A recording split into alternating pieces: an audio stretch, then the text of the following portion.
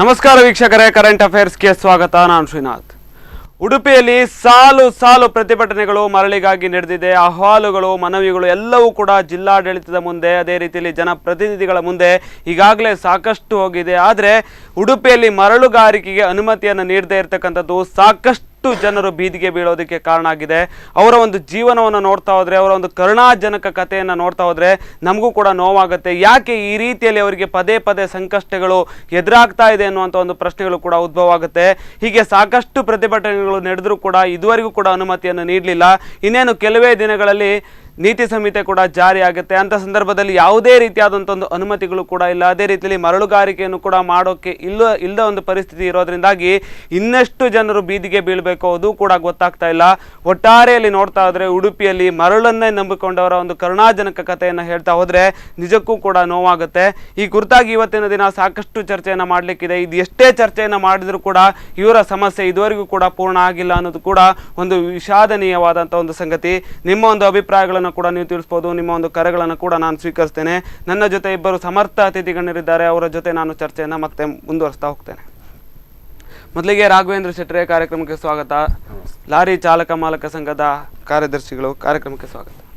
ಇನ್ನೊಬ್ಬರು ಸತ್ಯರಾಜ್ ಬಿರ್ತಿ, ಮರಳಿಗಾಗಿ ಹೋರಾಟ ಸಮಿತಿಯ ಕಾರ್ಯಾಧ್ಯಕ್ಷರು, ಕಾರ್ಯಕ್ರಮಕ್ಕೆ ಸ್ವಾಗತ. ರಾಘವೇಂದ್ರ ಶೆಟ್ರೆ, ಈಗಾಗಲೇ ಸಾಲು ಸಾಲು ಪ್ರತಿಭಟನೆಗಳು ಕೂಡ ನಡೆದಿದೆ. ನೀವು ಅಹವಾಲುಗಳನ್ನು, ಮನವಿಗಳನ್ನು ಎಲ್ಲವನ್ನು ಕೂಡ ಜಿಲ್ಲಾಡಳಿತದ ಮುಂದೆ, ಜನಪ್ರತಿನಿಧಿಗಳ ಮುಂದೆ ಇಟ್ಟಿದ್ದೀರಿ. ನಮಗೆ ಇಂಥ ಒಂದು ಸಂಕಷ್ಟಗಳಾಗ್ತಾ ಇದೆ, ನಮಗೆ ಒಂದು ಮರಳುಗಾರಿಕೆಗೆ ಅನುಮತಿ ಕೊಡಿ ಅಂತ ಸಾಕಷ್ಟು ಮನವಿಗಳನ್ನು ಕೂಡ ಡೈರೆಕ್ಟಾಗಿ ಹೋಗಿ ಕೂಡ ಮನವಿಯನ್ನು ಮಾಡಿದ್ದೀರಿ. ಆದರೆ ನಿಮಗೆ ಯಾವುದೇ ರೀತಿಯಾದಂಥ ಒಂದು ಅನುಮತಿಗಳು ಕೂಡ ಸಿಗ್ತಾ ಇಲ್ಲ. ಈ ಕುರಿತಾಗಿ ಏನು ಹೇಳ್ತೀರಿ? ಈಗಾಗಲೇ ಸಾಕಷ್ಟು ಕುಟುಂಬಗಳು ಬೀದಿಗೆ ಬಿದ್ದಿದೆ. ಅವರ ಒಂದು ಕರುಣಾಜನಕ ಕಥೆಯನ್ನು ನೋಡ್ತಾ ಹೋದರೆ ಬಹುಶಃ ಎಲ್ಲರಿಗೂ ಕೂಡ ನೋವಾಗುವಂಥ ಒಂದು ಸ್ಥಿತಿ ಈಗ ಉಡುಪಿಯಲ್ಲಿ ನಿರ್ಮಾಣ ಆಗಿದೆ. ಏನು ಹೇಳ್ತೀರಿ ಸರ್? ಈಗ ತಾವು ಹೇಳಿದಾಗೆ ಸಾಕಷ್ಟು ಸಾರಿ ನಾವು ಹೋರಾಟಗಳನ್ನು ಮಾಡಿದ್ದೀವಿ. ನಾವು ನಮ್ಮ ಹಾಗೆ ತುಂಬ ಜನ ನೊಂದಿದ್ದಾರೆ. ಅವರಿಗೆಲ್ಲ ನಾವು ಒಂದು ನ್ಯಾಯ ಕೊಡಿಸುವ ಒಂದು ಒಳ್ಳೆ ರೀತಿಯಲ್ಲಿ, ನಾವು ಉಡುಪಿ ಜನತೆ ಒಂದು ಒಗ್ಗಟ್ಟಾಗಿ ಇರುವ, ಒಂದು ಒಳ್ಳೆ ರೀತಿಯಲ್ಲಿ ಬದುಕುವ ಅಂತ ಹೇಳಿ. ಆದರೆ ನಮ್ಮ ಯಾವುದೇ ಮನವಿಗಳಿಗೂ, ಯಾವುದೇ ಇದಕ್ಕೂ ಒಂದು ಬೆಲೆ ಸಿಗದಿದ್ದಂಥದ್ದು ನಮಗೆ ತುಂಬ ಬೇಸರದ ಸಂಗತಿ. ಯಾಕಂದರೆ ಉಡುಪಿ ಜಿಲ್ಲೆಗೆ ಶಾಪ ಅಂದರೆ ಶಾಪ ಅಲ್ಲ, ಇದು ಅಂದರೆ ಇದು ಒಂದು ನಮನಿ ಯಾರೋ ಉದ್ದೇಶಪೂರ್ವಕವಾಗಿ ಶಾಪ ಮಾಡಿದಾಗೆ ಇದು. ಒಂದು ಕರೆ ಇದೆ. ಹಲೋ, ಎಲ್ಲಿಂದ ಕರೆ ಮಾಡ್ತಾ ಇದ್ದೀರಿ ಸರ್? ನಿಮ್ಮ ಹೆಸರು? ಸಂತೆಕಟ್ಟೆಯಿಂದ ಸರ್, ಐವನ್ ಅಂತ. ಎಸ್, ಮರಳಿನ ವಿಚಾರವಾಗಿ, ಮರಳಿಗೆ ಅನುಮತಿಯನ್ನು ನೀಡದೇ ಇರುವಂತ ಒಂದು ವಿಚಾರವಾಗಿ ಮಾತಾಡ್ತಾ ಇದ್ದೀವಿ. ಹೇಳಿ ಸರ್. ಹೌದು ಸರ್. ಎಸ್, ಹೇಳಿ ಸರ್, ನಿಮ್ಮ ಒಂದು ಅಭಿಪ್ರಾಯಗಳನ್ನು ಹೇಳಿ ಸರ್. ನಾನು ಐವನ್ ಅಂತ, ಸಂತೆಕಟ್ಟೆಯಿಂದ. ಸರ್, ನಂದು ಟಿಪ್ಪರ್ ಇದೆ ಸರ್, ದೊಡ್ಡ ಟಿಪ್ಪರ್. 1 ವರ್ಷದಿಂದ ಮರಳು ಸಿಗದೆ ನಾವು ಟಿಪ್ಪರ್ ಶ್ರೀರಾಮ್ ಫೈನಾನ್ಸ್ ಎಲ್ಲ ಮಾಡಿ ಈಗ ಅದರದ್ದು ಲೋನ್ ಕಟ್ತಾ ಇದೀವಿ ಸರ್. ಈಗ ಮೊನ್ನೆ ಹೋದ DC ಅವರು ಇದ್ದಾಗ ಅವ್ರು ಹೇಳಿದ್ರು, ಇಲ್ಲ ಎಂತ ಮಾಡ್ತೀವಿ, ಆಗುತ್ತೆ, ಇನ್ನು ನೆಕ್ಸ್ಟ್ ತಿಂಗಳಲ್ಲಿ ಆಗುತ್ತೆ ಅಂತ ಹೇಳಿ ನಾವು ಫೈನಾನ್ಸ್ ಅವ್ರ ಹತ್ರ ಎಲ್ಲ ಕೈ ಕಾಲು ಜೋಡಿ ಕಟ್ಟಿಲ್ಲ ಇದುವರೆಗೂ. ಈಗ ಹೊಸ DC ಬಂದ್ಮೇಲೆ ಏನೋ ಸ್ಟಾರ್ಟ್ ಆಗುತ್ತೆ ಅಂತ ಹೇಳಿದ್ರು, ಅದಕ್ಕೋಸ್ಕರ ಪುನಃ ಟಿಪ್ಪರ್ ನಿಲ್ಸಿದೀವಿ ಸರ್.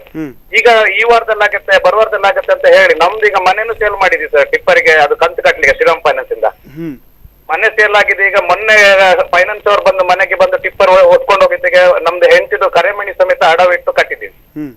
ಈಗ ಈ ವಾರಲ್ಲಿ ಬಿಡ್ತೀರ ಅಂತ ಹೇಳಿದ್ರೆ ಈಗ ಪುನಃ ಅದಕ್ಕೆ ಯಾವ್ದು ಬೆಂಬಲ ಇಲ್ಲ. ಇದು ಕೊಡ್ತಾರ ಇಲ್ವಾ ಗೊತ್ತಿಲ್ಲ. ಒಂದು ವೇಳೆ ಕೊಡ್ದಿದ್ರೆ ಸಹ ನನ್ನ ಮನೆಯಲ್ಲಿ ಒಂದು ಹೆಂಡತಿ, ಮಗು ಮತ್ತೆ ತಾಯಿ ಇರೋದು. ಇಷ್ಟು ದಿವಸ ನಮ್ಮ ತಾಯಿ ಎಲ್ಲೆಲ್ಲೋ ಕೆಲಸ ಮಾಡ್ಕೊಂಡು ಮನೆ ನಡೆದಿದೆ ಸರ್. ಇನ್ನು ನಮ್ಮ ಹತ್ರ ಬೇರೆ ಯಾವ್ದು ಅನುಕೂಲತೆ ಇಲ್ಲ. ಎಲ್ಲಾದ್ರೂ ಕೆಲಸ ಮಾಡ್ಲಿಕ್ಕೆ, ಕೂಲಿಗೆ ಹೋಗ್ಲಿಕ್ಕೆ ನಮ್ಮ ಹತ್ರ ಅನುಕೂಲ ಇಲ್ಲ. ನಾವು ವಿಷ ತಗೊಂಡೇ ಸಾಯ್ಬೇಕು ಅಷ್ಟೇ ಸರ್. ನಾನು ಇದಕ್ಕಿಂತ ಮುಂಚೆ ಒಂದು ಸತಿ ರಾಘವೇಂದ್ರ ಶೆಟ್ಟಿ ಅವ್ರಿಗೆ ಆಗ್ಲಿ, ಸತ್ಯರಾಜ್ ಅವರಿಗೆ ಫೋನ್ ಮಾಡಿ ಹೇಳಿದ್ದೆ ಸರ್, ನಾನು ವಿಷ ತಗೊಳ್ತೀನಿ, DC ಆಫೀಸ್ ಮುಂದೆ ವಿಷ ತಗೊಳ್ತೀನಿ, ನಾನು ಮನವಿ ಕೊಟ್ಟೆ ತಗೊಳ್ತೀನಿ ಅಂತ. ಮತ್ತೆ ಆಗ ಅವ್ರು ಹೇಳಿದ್ರು, ಬೇಡ ಈ ವಾರದಲ್ಲಿ ಚಾಲು ಆಗುತ್ತೆ, ಏನ್ ಟೆನ್ಷನ್ ತಗೊಳ್ಳೋದು ಬೇಡ, ಮುಗಿಯುತ್ತೆ ಅಂತ. ಇದಕ್ಕೊಂದು ಏನಾದ್ರೂ ಒಂದು ಮುಂದೆ ನಮ್ಗೊಂದು ದಾರಿ ತೋರಿಸೋ ತರ ಯಾವ್ದಾದ್ರು ಪ್ರತಿಭಟನೆ ಆಯ್ತು, ಟಿವಿಯಲ್ಲಿ ಶೋ ಆಯ್ತು, ಎಲ್ಲ ಆಯ್ತು, ಆದ್ರೂ ಯಾವ್ದು ಇದಕ್ಕೊಂದು ನಮ್ಗೆ ಮುಂದೆ ಹೋಗುವ ಯಾವ್ದು ಒಂದು ಅನುಕೂಲತೆ ಕಾಣ್ತಿಲ್ಲ ಸರ್. ಖಂಡಿತ ನಮಗೂ ಕೂಡ ಅದೇ ಪ್ರಶ್ನೆ ಎದುರಾಗಿದೆ. ಯಾಕೆ ಈ ರೀತಿ ಆಗ್ತಾ ಇದೆ ಉಡುಪಿಯ ಜನತೆಗೆ ಅನ್ನುವಂಥ ಒಂದು ಪ್ರಶ್ನೆ ನಮಗೂ ಕೂಡ ನಿರ್ಮಾಣ ಆಗಿದೆ ಸರ್. ಧನ್ಯವಾದಗಳು ಮಾತಾಡಿದ್ದಕ್ಕಾಗಿ. ಈಗಾಗಲೇ ಇವರು ಹೇಳಿದ್ರು, ಸಾಕಷ್ಟು ವಿಚಾರಗಳನ್ನ ಹೇಳಿದ್ರು. ಹೊಸ DC ಅವರು ಬಂದ ತಕ್ಷಣ ಆಗ್ತದೆ ಅನ್ನುವಂಥ ಒಂದು ಮಾತುಗಳು, ನಂತರ ಈ ವಾರ ಆಗುತ್ತೆ, ಬರುವಾರ ಆಗುತ್ತೆ ಅನ್ನುವಂಥ ಒಂದು ಭರವಸೆಗಳು. ಅದೇ ರೀತಿಯಲ್ಲಿ ಅವ್ರು ಹೇಳಿದ್ರು, ಶ್ರೀರಾಮ್ ಫೈನಾನ್ಸ್ಗೆ ದುಡ್ಡು ಕೊಟ್ಟಾಗಿದೆ, ನಾವು ಇನ್ನೇನು ಟ್ರಕ್ಗಳನ್ನ ಕೂಡ ಮಾರಬೇಕು, ಅದೇ ರೀತಿಯಲ್ಲಿ ಕುಟುಂಬ ನಿರ್ವಹಣೆ ಮಾಡೋದು ಕೂಡ ಕಷ್ಟ ಆಗಿದೆ ಅನ್ನುವಂಥ ಒಂದು ಮಾತುಗಳನ್ನು ಹೇಳಿದ್ರು. ಯಾಕಂದ್ರೆ ಸರ್, ಶ್ರೀರಾಮ್ ಫೈನಾನ್ಸ್ ಅಲ್ಲಿ ನಮಗೆ ನಾವೆಲ್ಲ ಸೆಕೆಂಡ್ ಹ್ಯಾಂಡ್ ಗಾಡಿ ಹೊಸತ್ತು ಶೋರೂಮ್ ಗಾಡಿ ತಗೊಳ್ಳುವಂತ ಒಂದು ಕೆಪಾಸಿಟಿ ಎಲ್ರಿಗೂ ಇಲ್ಲ. ಎಲ್ಲ ನಾವು ಸೆಕೆಂಡ್ ಹ್ಯಾಂಡ್ ಗಾಡಿ ತಗೊಂಡು ಹೊಯ್ಗೆ ಮರಳು ಹೊಡೆಯುವಾಗ ಕಲ್ಲು ಹಾಳಾಗ್ತದೆ ಹೊಸ ತಗೊಂಡ್ರು. ಶ್ರೀರಾಮ್ ಫೈನಾನ್ಸ್ ನಮಗೆ ನಂಬರ್ 1 ಫೈನಾನ್ಸ್, ಅಂದರೆ ನಮ್ಗೆ ಎಂಥವರಿಗೂ ಕರೆದು ಒಂದು ಲೋನ್ ಕೊಡ್ತಾ ಇದ್ದಂಥ ಫೈನಾನ್ಸ್ ಇವತ್ತು ಸಂಪೂರ್ಣವಾಗಿ ಸ್ಥಗಿತ ಮಾಡಿದ್ದಾರೆ ಲೋನ್ ಕೊಡುವಂಥದ್ದು. ಅವನು ಕಸ್ಟಮರ್ ಒಳ್ಳೆಯವರಿದ್ರು ಸರಿ, ಕೆಟ್ಟವರಾದರೂ ಸರಿ, ಕೆಟ್ಟವರಿಗೂ ಕೊಡೋದಿಲ್ಲ, ಒಳ್ಳೆ ಕಸ್ಟಮರಿಗೆ ಕೊಡ್ತಾ ಇದ್ರು, ಒಳ್ಳೆ ಕಸ್ಟಮರಿಗೂ ಕೂಡ ಸ್ಟಾಪ್ ಮಾಡಿದ್ದಾರೆ. ಯಾಕಂದರೆ ರಿಕವರಿ ಆಗ್ತಾ ಇಲ್ಲ ಅಂತೆ. ನಾನು ಕೇಳಿದ್ದೇನೆ, ವಿಚಾರಿಸಿದ್ದೇನೆ, ರಿಕವರಿ ಆಗ್ತಾ ಇಲ್ಲ. ರಿಕವರಿ ಎಲ್ಲಿಂದ ಮಾಡೋದು ಸರ್ ನಾವು? ರಿಕವರಿ ಎಲ್ಲಿಂದ ಮಾಡೋದು? ಟ್ಯಾಕ್ಸ್ ಕಟ್ಟಬೇಕು, ಇನ್ಶೂರ್ ಕಟ್ಟಬೇಕು, FC ಮಾಡಿಸ್ಬೇಕು, ಟಯರ್ ಎಲ್ಲಿಂದ ನಾವು ಇದು ಕೊಡ್ಲಿಕ್ಕೆ ಸಾಧ್ಯ? ನಾವು ಕಂತು ಕಟ್ಟಲಿಕ್ಕೆ ಇವರು ನೋಡಿ ಮೊನ್ನೆ ಮಾಡಿದ್ದಾರೆ. ಈಗ ಒಂದು ವಾರದ ಹಿಂದೆ ಕೂಡ ಇದೇ ಮಾತನ್ನ ಹೇಳಿದ್ದಾರೆ ಅವರು.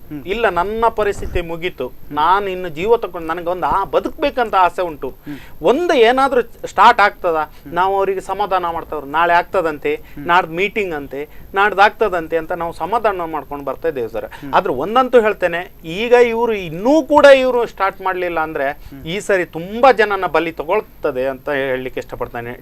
ಇದು ಜಿಲ್ಲಾಡಳಿತ ಉಂಟಲ್ಲ, ಈಗಾದ್ರೂ ಮುಂದೆ ಬಂದು ಕ್ರಮ ತಗೊಂಡು ಒಂದು ನಮ್ಮಂಥವ್ರಿಗೆ ಒಂದು ಜನರಿಗೆ ಒಳ್ಳೇದಾಗುವ ನಿಟ್ಟಿನಲ್ಲಿ ಒಂದು ಮರಳನ್ನ ಬಿಡುಗಡೆ ಮಾಡಿದ್ರೆ ಅದು ಎಷ್ಟೋ ಜೀವಗಳು ಬದುಕ್ತದೆ.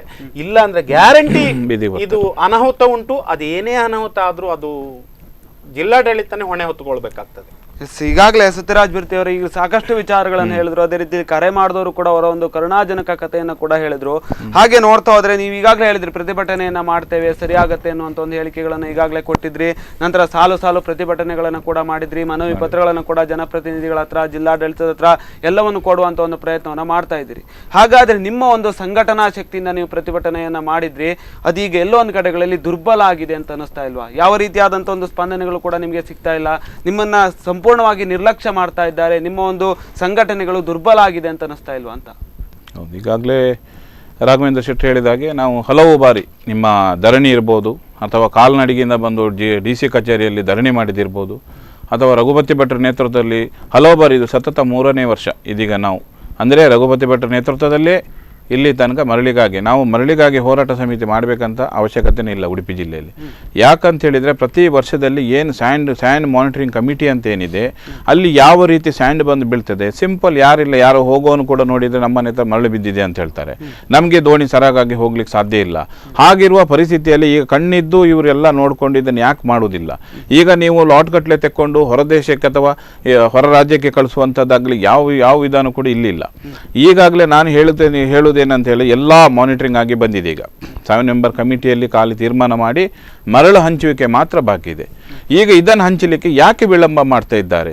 ಯಾಕೆ ಅಂತ ಕೇಳಿದರೆ, ನಾವು ಸತತವಾಗಿ ರಘುಪತಿ ಭಟ್ರ ಮನೆಗೆ ಹೋಗಿ ನಿನ್ನೆ ಕಾಲ್ ಮಾಡಿದ್ದಾರೆ DC ಅವರಿಗೆ, ನಾನು ಮಾಡ್ತೇನೆ ಅಂತ ಹೇಳಿದ್ದಾರೆ. ಇವತ್ತು ಕೂಡ ಪ್ರೆಸ್ ಮೀಟ್ ಮಾಡ್ತೇನೆ ಅಂತ ಹೇಳಿದ್ದಾರೆ ಭಟ್ರು.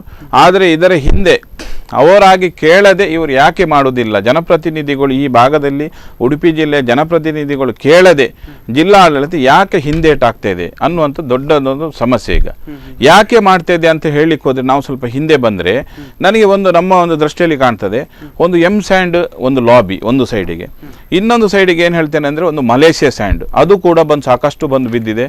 ಈಗ ದಿನಕ್ಕೆ ಸಾಧಾರಣ ಒಂದು 100ರಿಂದ 150 ಲೋಡು ನಮ್ಮ ಇಲ್ಲಿಯ ಉಡುಪಿ ಗಾಡಿಗೆ ಅಲ್ಲಿ ಹೋಗಿ GPS ಚೇಂಜ್ ಮಾಡಿ ಆ ಮರಳನ್ನು ತಗೊಂಡು ಬರ್ತಾ ಇದ್ದಾರೆ. ಆ ಲಾಬಿಗೋಸ್ಕರ ಇದನ್ನು ಡಿಲೇ ಮಾಡ್ತಿದ್ದಾರೋ ಅಥವಾ ಸ್ಯಾಂಡ್ ಹೋಗಲಿ ಅಂತ ಡಿಲೇ ಮಾಡ್ತಿದ್ದಾರೋ? ಆಗ ಈ ರೀತಿ ಯಾಕೆ ಅದನ್ನು ಡಿಲೇ ಮಾಡ್ತಿದ್ದಾರೆ ಅನ್ನುವಂಥ ನಮ್ಗೆ ಗೊತ್ತಾಗೋದಿಲ್ಲ. ಅದರಿಂದ ಇನ್ನೊಂದು ಉಡುಪಿ ಜನತೆ ಎಲ್ಲರೂ ಕೂಡ ಇವತ್ತೊಂದು ಬಹಳಷ್ಟು ದೊಡ್ಡ ನಿರೀಕ್ಷೆ ಅಂತ ಹೇಳಿದರೆ, ನಮ್ಮ ಒಂದು ಇವತ್ತು ಈ ಉಡುಪಿ ಜಿಲ್ಲೆಗೆ ಒಳ್ಳೆ ಒಂದು DC ಬಂದಿದ್ದಾರೆ. ಆ DC ಅವರು ಎಲ್ಲರೂ ಹೇಳ್ತಿದ್ದಾರೆ, ಒಳ್ಳೆಯವರು ಅವ್ರು ಬಂದಿದ್ದಾರೆ, ನಿಮ್ಮದು ಮರಳು ಸಮಸ್ಯೆ ಎಲ್ಲ ಸರಿ ಆಗ್ತದೆ ಅಂತೆ. ಜನಗಳು ಕಾತುರದಿಂದ ಕಾಯ್ತಾ ಇದ್ರು ಯಾವಾಗ ಮರಳು ಆಗ್ತದೆ. ಸಣ್ಣ ಅಂಗಡಿಯಿಂದ, ಗೂಡಂಗಡಿ ಇರ್ಬೋದು, ಯಾವುದೇ ಒಂದು ಸಣ್ಣ ವ್ಯಾಪಾರದವರು ಎಲ್ಲರೂ ಕೂಡ ನೆಲ ಕಚ್ಚಿ ಹೋಗಿದ್ದಾರೆ. ಯಾರ ಹತ್ರ ಕೂಡ ಒಂದು ಬಿಡಿ ಕಾಸಿಲ್ಲ. ಅಂತ ಒಂದು ಪರಿಸ್ಥಿತಿ ಇವತ್ತು ಉಡುಪಿಗೆ ಬಂದಿದೆ. ನಾನು ಮಾನ್ಯ ಜಿಲ್ಲಾಧಿಕಾರಿ ಹತ್ರ ಒಂದೇ ಕೇಳೋದು, ಬಡವರ ಕಣ್ಣೀರು ಒರೆಸಿ ಅಂತ ಹೇಳ್ತೇನೆ ಅಷ್ಟೇ. ನಾನು ಈಗ ಬಡವರು ಅಳ್ತಾ ಇದ್ದಾರೆ. 4 ಗೋಡೆ ಮಧ್ಯದಲ್ಲಿ ಬಡವರು ಅಳ್ತಾ ಅವ್ರ ಕಷ್ಟ ಏನಂತ ನಮ್ಗೆ ಗೊತ್ತಾಗೋದಿಲ್ಲ. ಆ ಕಷ್ಟದಲ್ಲಿ ಅವರು ಕೇಳ್ತಾರೆ ನಮಗೆ ಫೋನ್ ಮಾಡಿ. ಈಗ ಅವರು ಐವನ್ ರಿಚರ್ಡ್ ಅಂತ ಫೋನ್ ಮಾಡಿದ್ರು, ಅವರು ರಾಘವೇಂದ್ರ ಶೆಟ್ಟರಿಗೂ ಫೋನ್ ಯಾವಾಗ ಚಾಲಾಗ್ತದೆ ಅಪ್ಪ ನನಗೆ, ನಾನು ಅವ್ರನ್ನೆಲ್ಲರನ್ನೂ ಸಮಾಧಾನ ಮಾಡ್ತಾ ಇರ್ತೇನೆ. ಯಾವ ಸತತ ಕಾಲ್ ನೋಡಿ, ನೀವು ಯಾವ ದುಡುಕು ನಿರ್ಧಾರ ತಗೊಳ್ಬೇಡಿ. ಮರಳು ಅನ್ನೋದು ಉಡುಪಿ ಜಿಲ್ಲೆಯದು, ಉಡುಪಿ ಜಿಲ್ಲೆಗೆ ಕೊಡಬೇಕು. ಉಡುಪಿ ಜಿಲ್ಲೆಯಲ್ಲಿ ಎಷ್ಟು ಹೊಳೆ ಇದೆ, ಎಷ್ಟು ಸ್ಯಾಂಡ್ ಬಾರ್ ಮಾಡಿದ್ದಾರೆ, ಎಷ್ಟು ಐಡೆಂಟಿಫೈ ಆಗಿದೆ, KCZM ಇಂದ ಏನು ಬಂದಿದೆ ಆ ಮರಳನ್ನು, ಹಾಗಾದರೆ KCZM ಇಂದ ಫೈಲ್ ಬಂದ ಮೇಲೆ ಆ ಮರಳನ್ನು ಯಾರಿಗಪ್ಪ ಕೊಡೋದು? 7,96,000 ಮರಳು ಬಂದಿದೆ, ಈ ಮರಳನ್ನು ಯಾರಿಗೆ ಕೊಡುವುದು? ಇಲ್ಲಿ ಒಂದು ಪ್ರಶ್ನೆ ಅಲ್ವಾ? ಈ ಪ್ರಶ್ನೆ ಇರುವಾಗ ಈ ಮರಳನ್ನು ಯಾಕೆ ಕೊಡುವುದಿಲ್ಲ? ಇದು ನಾನು ಕೇಳೋದು ಜಿಲ್ಲಾಡಳಿತದ ಹತ್ರ. ಯಾಕೆ ಕೊಡಬಾರದು? ಕೊಡಬೇಕು, ಯಾಕೆ ಇವರು ಕೊಡುವುದಿಲ್ಲ? ಹಾಗಾದರೆ ಈ ಜನಗಳು ಹೀಗೇನೆ ಪರದಾಡಬೇಕಾ? ಹಾಗಾದ್ರೆ ಈ ಜನ ದಿನನಿತ್ಯ DC ಹತ್ರ ಬರುವುದು, ಅಲ್ಲಿ ಬರುವುದು, ಇಲ್ಲಿ ಬರೋದು, ಈಗಲೂ ಕಾಲ್ ಬರ್ತಾ ಉಂಟು, ರಿಂಗ್ ಆಗ್ತಾ ಉಂಟು. ನಾನು ಅದು ಎತ್ತಲಿಕ್ಕೆ ಹೋಗಲಿಲ್ಲ. ಏನು 7 ಮೆಂಬರ್ ಕಮಿಟಿ ಮೀಟಿಂಗ್ ಆಯಿತಾ, ಎಷ್ಟು ಕಡೆಗಳೆಲ್ಲ ಮರಳು ಹಂಚಿದ್ದಾರೆ, ಎಷ್ಟು ಕಡೆಯಲ್ಲೆಲ್ಲ ಕೊಡ್ತಾರೆ ಅಂತ ಕೇಳ್ತೀವಿ. ಯಾಕೆ ಉತ್ತರ ಕೊಡಲಿಕ್ಕೆ ನಮಗೆ ಆಗೋದಿಲ್ಲ. ಈವನ್ ನಮ್ಮ ರಘುಪತಿ ಭಟ್ರು ಕೂಡ ಸತತವಾಗಿ DC ಹತ್ರ, ಮೊನ್ನೆ ಇವರು ಶೋಭಾ ಕರಂದ್ಲಾಜೆ, ನಮ್ಮ ಹಾಲಡಿ ಶ್ರೀನಿವಾಸ, ಈ ಭಾಗದ 5 ಜನ ಶಾಸಕರು ಸತತವಾಗಿ ಹೋರಾಟ ಮಾಡ್ತಿದ್ದಾರೆ. ಇನ್ನೂ ಕೂಡ ಮರಳು ವಿಳಂಬ ಆಗ್ತಾ ಉಂಟು. ನೀವು ಪದೇ ಪದೇ ಹೇಳ್ತಾ ಇದ್ದೀರಿ 7 ಮೆಂಬರ್ಸ್ ಕಮಿಟಿಯಿಂದಾಗಿ ನಮಗೆ ತಡ ಆಗ್ತಾ ಉಂಟು, 7 ಮೆಂಬರ್ಸ್ ಕಮಿಟಿ ಇರೋದ್ರಿಂದಾಗಿ ನಮಗೆ ಅನುಮತಿ ಸಿಗ್ತಾ ಇಲ್ಲ ಅಂತ. ಈಗ ಸಾಕಷ್ಟು ಬಾರಿ ಈ ಒಂದು 7 ಮೆಂಬರ್ಸ್ ಕಮಿಟಿಯ ಬಗ್ಗೆ ಮಾತಾಡಿದ್ರು ಕೂಡ ಅವರ ಒಂದು ಸಮಸ್ಯೆ ಬಗೆಹರಿತಾ ಇಲ್ಲ. ಯಾಕೆ ಹಾಗೆ ಆಗ್ತಾ ಇದೆ ಅಂತಂದ್ರೆ, ಪದೇ ಪದೇ ಅವರು ಶಕ್ತಿಯುತವಾಗಿ ಹೋಗ್ತಾ ಇದ್ದಾರೆ, ನಿಮ್ಮನ್ನ ದುರ್ಬಲಗೊಳಿಸ್ತಾ ಇದ್ದಾರೆ ಅಂತಂದ್ರೆ ಏನು ಇದರ ಅರ್ಥ? ಅವ್ರ ಹಿಂದೆ ಯಾರಿದ್ದಾರೆ? ಈಗ ಇಲ್ಲಿ ಒಂದು ಹುನ್ನಾರು. ಈಗ ಅಂದರೆ ನಾನೊಂದು ಕೇಳ್ತೇನೆ, ಇಲ್ಲಿ ಒಂದು ಯಾವುದೇ ಒಂದು ಬಲವಾದ ಶಕ್ತಿ, ಒಂದು ಷಡ್ಯಂತರ ಆ 7 ಮೆಂಬರ್ ಕಮಿಟಿಯಲ್ಲಿ ಅವರದೇ ಬೇಕಾದಂಥ ವ್ಯಕ್ತಿಯನ್ನು ಇಟ್ಕೊಂಡು ಆ ಮರಳಲ್ಲಿ ಎಷ್ಟು ಹಿಂದೇಟು ಹಾಕ್ಲಿಕ್ಕಾಗತ್ತೆ, ಯಾರನ್ನು ಯಾರಲ್ಲಿ ಎತ್ತಿ ಕಟ್ಟರೆ ಯಾವ ರೀತಿಯ ಘಟನೆ ಆಗ್ತದೆ, ಯಾರನ್ನು ಯಾರಿಗೆ ದುಶ್ಮನ್ ಮಾಡಬೇಕು, ಎಲ್ಲವನ್ನು ಪೂರ್ವ ತಯಾರಿ ಪ್ರಿಪೇರ್ ಆಗಿ ಅಲ್ಲಿ ಕೂತ್ಕೊಂಡು ಕೆಲಸ ಮಾಡ್ತಿದ್ದಾರೆ. ಇಲ್ಲದಿದ್ದರೆ ಉಡುಪಿ ಜನತೆ ಬಗ್ಗೆ ಕಿಂಚತ್ತು ಆದರೂ, ಯಾವುದೇ ಒಂದು ಅಧಿಕಾರಿ ಆಗಿರ್ಬೋದು, ಕಿಂಚತ್ತು ಈ ಉಡುಪಿ ಜನತೆ ಕಷ್ಟವನ್ನು ನೋಡಿಕೊಂಡಾದರೂ ಇವತ್ತಿಗೆ ಯಾರು ಇರ್ಬೋದು 7 ಮೆಂಬರ್ ಕಮಿಟಿ ಯಾರು, ಇಲ್ಲಿ ಅಧ್ಯಕ್ಷರು ಯಾರು ಸ್ವಾಮಿ? ಜಿಲ್ಲಾಧಿಕಾರಿಗಳು. ಯಾವ 7 ಮೆಂಬರ್ ಕಮಿಟಿಯಲ್ಲಿ ಏನು ಹೇಳಿ ಏನೇ ಆಗಲಿ, ಅವರು ಎಲ್ಲ ಜಿಲ್ಲೆಗೆ ಹೋಗಿ ಸಾಕಷ್ಟು ಅನುಭವ ಇದ್ದಂಥ ಜಿಲ್ಲಾಧಿಕಾರಿ ಅವರು ಯಾರೇ ಹೇಳಿ ಅದನ್ನು ಯಾವುದಕ್ಕೆ ಕಿವಿ ಕೊಡದೆ ಮರಳು ಕೊಡಿ, ಅತಿ ಕಡಿಮೆ ಬೆಲೆಯಲ್ಲಿ ಉಡುಪಿ ಜಿಲ್ಲೆಗೆ ಮರಳು ಬೇಕು. ನಾವು ಕೇಳುವುದಷ್ಟೇ, ನಮಗೆ ಹೊರ ರಾಜ್ಯಕ್ಕೆ ಮರಳು ಬೇಡ. ಸಾಮಾನ್ಯ ಜನರು ಮನೆ ಕಟ್ಟುವವರು ಎಷ್ಟೋ ಜನ ಬೀದಿಗೆ ಬಂದಿದ್ದಾರೆ. ಇವತ್ತೊಬ್ಬರು ನನಗೊಬ್ಬರು ಭಟ್ರು ಫೋನ್ ಮಾಡಿದ್ದಾರೆ, ಸ್ಲ್ಯಾಬ್ ಹಾಕಬೇಕು. ಆ ಸ್ಲ್ಯಾಬ್ ಹಾಕಬೇಕಾದ್ರೆ ಅದು ರೀಪ್ ಹೊಡಿಬೇಕು. ರೀಪ್ ಹೊಡೆದ ಮೇಲೆ, ನಿಮ್ಮ ಹಲಗೆ ಹೊಡೆದ ಮೇಲೆ ಹಲಗೆಯನ್ನು ಬಿಸಿಲಿಗೆ ಇಡ್ಲಿಕ್ಕೆ ಆಗುದಿಲ್ಲ, ಅದು ಬೆಂಡ್ ಆಗ್ತದೆ. ಬೆಂಡ್ ಆದ ತಕ್ಷಣ ಹೇಗೆ ಸ್ಲ್ಯಾಬ್ ಹಾಕ್ಲಿಕ್ಕೆ ಆಗ್ತದೆ?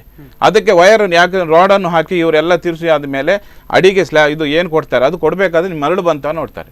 ಮರಳು ಬರದೆ ಎಷ್ಟೋ ಸ್ಲ್ಯಾಬ್ಗಳು ನಿಂತು ಹೋಗಿದೆ, ಅದು ಸ್ಯಾಂಡ್ ಹಾಕುವಾಗಿಲ್ಲ. ಒಂದು ಕರೆ ಇದೆ, ಒಂದು ಹಲೋ ಹಲೋ, ಎಲ್ಲಿಂದ ಕರೆ ಮಾಡ್ತಾ ಇದ್ದೀರಿ ಸರ್? ನಿಮ್ಮ ಹೆಸರು? ಬ್ರಹ್ಮಾವರದಿಂದ. ಎಸ್ ಹೇಳಿ ಸರ್. ಬ್ರಹ್ಮಾವರದಿಂದ ಸರ್. ಎಸ್ ಹೇಳಿ. ಮರಳಿನ ವಿಚಾರವಾಗಿ ಮಾತಾಡ್ತಾ ಇದ್ವಿ, ಹೇಳಿ ಸರ್. ನಮ್ಮ ಹೆಸರು ಸಂದೀಪ್ ಅಂತ ಸರ್. ಹಾ ಸಂದೀಪ್ ಅಂತ ಸರ್. ಹಾ ಕೇಳ್ತಾ ಇದೆ, ಹೇಳಿ. ಯಾವಾಗ ಕೊನೆ ಆಗುತ್ತೆ ಅವನಿಗೆ ಸರ್? ಸ್ಟ್ರೈಕ್ ಮಾಡ್ಬೇಕಿತ್ತು ಒಂದು. ಸಂದೀಪ್ ಹೇಳಿ, ಗಟ್ಟಿ ಹೇಳಿ, ಗಟ್ಟಿ ಮಾತಾಡಿ ಸರ್, ಹೇಳಿ. ಸತ್ಯವಾಗಿ ಮಾತಾಡ್ಬೇಕಿತ್ತು ಸರ್. ಕೇಳ್ತಾ ಇಲ್ಲ ಸರ್, ಹೇಳಿ. ಅಲ್ಲ, ಒಂಚೂರು ಗಟ್ಟಿ ಮಾತಾಡಿ ಸರ್. ಇದು ಸ್ಟ್ರೈಕ್ ಅನ್ನು ಬೇಕಾದ್ರೆ ಮಾಡೋಣ ಸರ್, ನಾವು ಒಪ್ಕೋತೇವೆ. ಇದು ಕೊನೆ ಅಂತ ಆಗ್ಬೇಕಿತ್ತು ಅಲ್ಲ, ನಮ್ಗೆ ಕೆಲಸ ಇಲ್ಲ ಈಗ ನೋಡಿ. ಸಿಗುರ್ದಾಯಿ ಕೂಡ ನಾವು ಮಾತಾಡ್ತೇವೆ ಸರ್, ಧನ್ಯವಾದ. ಅವ್ರು ಹೇಳ್ತಾ ಇದ್ದಾರೆ, ಸ್ಟ್ರೈಕ್ ಒಂದು ಮಾಡಬೇಕಿತ್ತು, ನಮಗೆ ಈ ಒಂದು ಸಮಸ್ಯೆ ಇತ್ಯರ್ಥ ಆಗಬೇಕು, ನಮಗೆ ಇಷ್ಟೊಂದು ಸಮಸ್ಯೆಗಳಾಗ್ತಾ ಇದೆ, ಅದು ಇತ್ಯರ್ಥ ಆಗೋದಕ್ಕೋಸ್ಕರನಾದರೂ ನಾವು ಸ್ಟ್ರೈಕ್ ಮಾಡೋದಕ್ಕೆ ರೆಡಿ ಇದ್ದೇವೆ ಅನ್ನುವಂಥ ಒಂದು ಮಾತುಗಳನ್ನು ಹೇಳಿದ್ರು. ಹಾಗಾದ್ರೆ ಸಾಲು ಪ್ರತಿಭಟನೆಗಳಾಗಿದೆ, ಆವಾಗಲೇ ಸರಿಯಾಗಬೇಕಾಗಿತ್ತಲ್ಲ ಅಂತ. ಸ್ಟ್ರೈಕ್ ಯಾರ ವಿರುದ್ಧ ಮಾಡುದು? ಈಗಾಗಲೇ ಓಕೆ, ಅವ್ರು ಹೇಳುದು ಅವರ ಸಂಕಟ ಅವ್ರು ಹೇಳ್ತಾರೆ.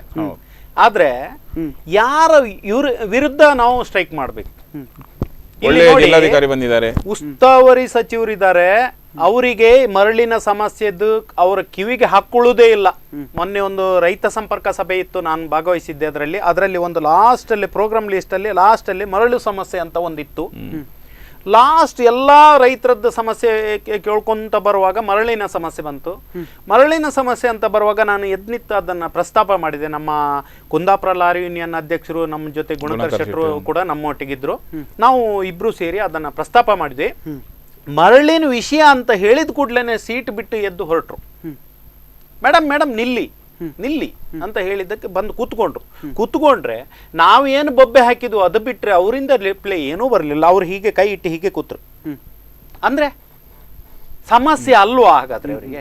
ಉಸ್ತುವಾರಿ ಯಾರೇ ಆಗಿರ್ಲಿ, ಉಸ್ತುವಾರಿ ಸಚಿವರಿಗೆ ಜಿಲ್ಲೆಯ ಜನತೆಯನ್ನ ಅವರಿಗೆ ಏನು ಬೇಕು ಬೇಡ ಅನ್ನೋದನ್ನ ನ್ಯಾಯಯುತವಾಗಿ ಕೊಡ್ತಕ್ಕಂಥದ್ದು ಅವರ ಜವಾಬ್ದಾರಿ. ಆದ್ರೆ ಇಲ್ಲಿ ತನಕ ಮರಳಿನ ವಿಚಾರದಲ್ಲಿ ಅವರ ಪಾತ್ರ ಏನು? ನಾನು ಯಾವುದೇ ಪಕ್ಷ ಯಾವುದೇ ಇದರ ಬಗ್ಗೆ ನಾನು ಮಾತಾಡ್ತಾ ಇಲ್ಲ. ಉಸ್ತುವಾರಿಯ ಅವರ ಜವಾಬ್ದಾರಿ ಏನು, ಯಾಕೆ ಮಾಡಲಿಲ್ಲ? ಅಲ್ಲ, ಅದೇ ನೀವ್ ಹೇಳ್ತಾ ಇದ್ದೀರಿ ಉಸ್ತುವಾರಿ ಸಚಿವರು ನಮ್ಮ ಒಂದು ಸಮಸ್ಯೆಗೆ ಸ್ಪಂದನೆ ನೀಡಲಿಲ್ಲ ಅಂತ ಹೇಳ್ತಾ ಇದ್ದೀರಿ. ನೀಡ್ಲಿಲ್ಲ. ಜಿಲ್ಲಾಡಳಿತ ನೋಡಿ, ಸ್ಪಂದನೆ ನೋಡಿ, ನೀಡ್ಲಿಲ್ಲ ಅಂತ 7 member ಹೇಳ್ತಾ ಇದ್ದೀರಿ. committee ಯಾವುದೇ ಒಂದು ಜನಪ್ರತಿನಿಧಿಗಳು ಕೂಡ ಸ್ಪಂದನೆ ನೀಡಲಿಲ್ಲ ಅಂತ ಹೇಳ್ತಾ ಇದ್ದೀರಿ. ಹೌದು. ಹಾಗಾದ್ರೆ ಏನ್ ಅರ್ಥ ಅಂತ? ನೋಡಿ, ಇವರ ನಮ್ಮ- ಹಿಂದೆ ಯಾರಿದ್ದಾರೆ, ನಾವು ಇವರ ಹಿಂದೆ ಯಾರು ಇದ್ದಾರೆ, ರೂಪಿಸ್ತಾ ಇದ್ದಾರೆ ಅಂತ? ನೋಡಿ, ಒಂದು ಕರೆ ಇದೆ ಸರ್, ಒಂದು ಕರೆ ಇದೆ. ಹಲೋ ಹಲೋ ಹಲೋ, ಹೇಳಿ ಸರ್, ಹೇಳಿ. ನಮಸ್ಕಾರ. ನಮಸ್ಕಾರ ಸರ್, ಹೇಳಿ. ಇದು ಸತ್ಯರಾಜ್ರವರಿಗೂ ನನ್ನ ನಮಸ್ಕಾರ. ನಮಸ್ಕಾರ.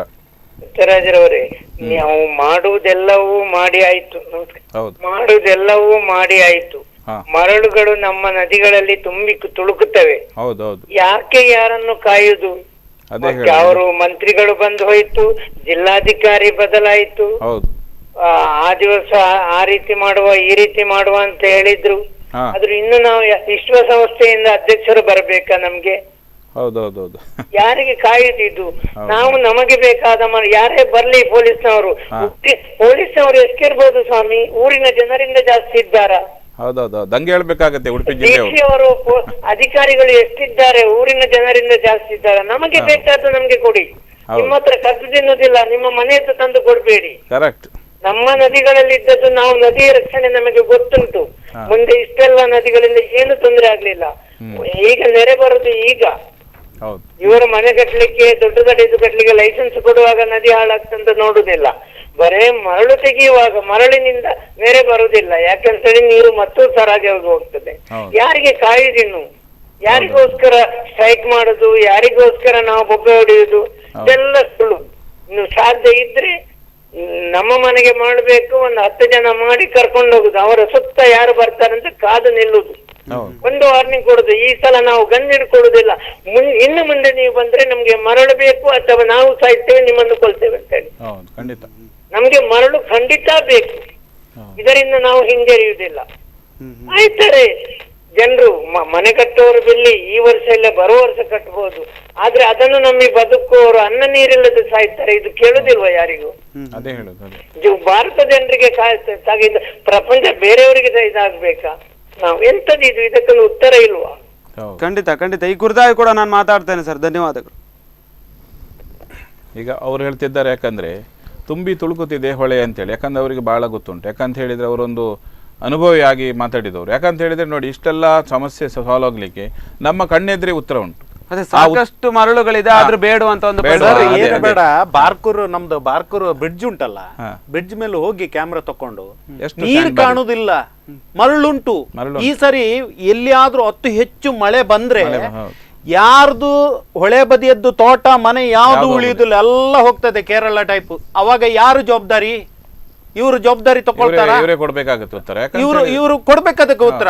ಈ ಸರಿ ಏನಾದ್ರೂ ಮಳೆ ಬಂದ ಅನಾಹುತ ಆಯ್ತು, ಜವಾಬ್ದಾರಿ ನೇರ ಜವಾಬ್ದಾರಿ ಜಿಲ್ಲಾಡಳಿತ, ಹೊಣೆ ನೇರ ಹೊಣೆ ಜಿಲ್ಲಾಡಳಿತವೇ. ಅದೇ ಈಗಾಗಲೇ ನಾನು ನಿಮಗೊಂದು ಪ್ರಶ್ನೆಯನ್ನ ಕೇಳಿದ್ದೆ. ಇಷ್ಟೆಲ್ಲ ಒಂದು ಮನವಿಗಳನ್ನು ಮಾಡಿದ್ರಿ, ಅಹವಾಲುಗಳನ್ನು ಕೂಡ ಕೊಟ್ರಿ, ಅದೇ ರೀತಿಯಲ್ಲಿ ಸಾಲು ಸಾಲು ಪ್ರತಿಭಟನೆಗಳನ್ನು ಕೂಡ ಮಾಡಿದ್ರಿ, ಜನಪ್ರತಿನಿಧಿಗಳಿಗೆ ಹೇಳಿದ್ರಿ, ಜಿಲ್ಲಾಡಳಿತಕ್ಕೆ ಹೇಳಿದ್ರಿ, ಸಂಬಂಧಪಟ್ಟಂತ ಎಲ್ಲರಿಗೂ ಕೂಡ ಒಂದು ವಿಷಯವನ್ನು ತಿಳಿಸುವಂತ ಒಂದು ಪ್ರಯತ್ನವನ್ನ ಮಾಡಿದ್ರಿ. ಆದ್ರೂ ಕೂಡ ನಿಮಗೆ ಒಂದು ಸರಿಯಾದ ಸ್ಪಂದನೆ ಸಿಗ್ತಾ ಇಲ್ಲ, ಸರಿಯಾದ ರೀತಿಯಲ್ಲಿ ನಿಮ್ಮನ್ನು ನೋಡ್ಕೊಳ್ತಾ ಇಲ್ಲ ಅಂತಂದ್ರೆ ಇದರ ಹಿಂದೆ ಯಾರೋ ಒಬ್ಬರ ಕೈವಾಡ ಇದೆ. ಅದು ಯಾರ ಕೈವಾಡ ಇದೆ? ಯಾರು ಈ ಒಂದು ಷಡ್ಯಂತ್ರವನ್ನ ರೂಪಿಸ್ತಾ ಇದ್ದಾರೆ ಅಂತ ಯಾಕಂತ ಹೇಳಿದ್ರೆ ಇದರಲ್ಲಿ ಷಡ್ಯಂತರ ಅಂತ ಹೇಳಲಿಕ್ಕೆ ನೀವೀಗ ಕೇಳ್ತಾ ಇದ್ದೀರಿ, ನಿಮ್ಗೆ ಕೂಡ ಈಗ ಗಮನಕ್ಕೆ ಬಂದಿದೆ. ಯಾಕಂತ ಹೇಳಿದ್ರೆ ನೋಡಿ, ಇಲ್ಲಿ ನೋಡಿ, ಉಡುಪಿ ಜಿಲ್ಲೆ ಅಂದ್ರೆ ಯಾರ್ದು? ನಮ್ಮ ಜಿಲ್ಲೆ. ನಮ್ಮ ಜಿಲ್ಲೆಯಲ್ಲಿ ಎಕ್ಸ್ ಇರ್ಬೋದು ಅಥವಾ ಈಗಿನ ಹೊಸ ಶಾಸಕರು ಯಾರಿರ್ಬೋದು, ಉಡುಪಿ ಜಿಲ್ಲೆಗೋಸ್ಕರ ಅವರು ಏನು ಮಾಡಿದ್ದಾರೆ? ಉಡುಪಿ ಜಿಲ್ಲೆ ತನ್ನೋದು. ಇವತ್ತಿಲ್ದ್ರೆ ನಾಳೆ ಅವರು ಬರ್ಬೋದು, ಬರದೇ ಇರ್ಬೋದು, ಅದೆಲ್ಲ ವಿಚಾರ ಬೇರೆ. ಉಡುಪಿಯ ಜನತೆಗೆ ನಾವೇನು ಮಾಡಬೇಕು ಅದನ್ನು ಅವರು ಫಸ್ಟ್ ತಿಳ್ಕೊಳ್ಬೇಕು. ನಾನಿವತ್ತು ಎ ಸಿ ರೂಮಲ್ಲಿ ಕೂತ್ಕೊಂಡಿದ್ದೇನೆ, ಏನು ತೊಂದರೆ ಇಲ್ಲ, ಯಾವ ಬೇಕಾದ ಅಡುಗೆಗಳು ಕೇಳಿದರೆ ಎಲ್ಲ ಬರ್ತದೆ. ಆದರೆ ಇನ್ನು ನನ್ನನ್ನು ನಮ್ಮ ಉಡುಪಿ ಜಿಲ್ಲೆಯಲ್ಲಿ ನಂತರನೇ ಎಲ್ಲರೂ ಆಗಬೇಕನ್ನುವಂಥ ಭಾವನೆಗಳಿದ್ರೆ ಖಂಡಿತ ಇವತ್ತು ಉಡುಪಿ ಜಿಲ್ಲೆಗೆ ಮರಳು ಸಿಗ್ತಿತ್ತು.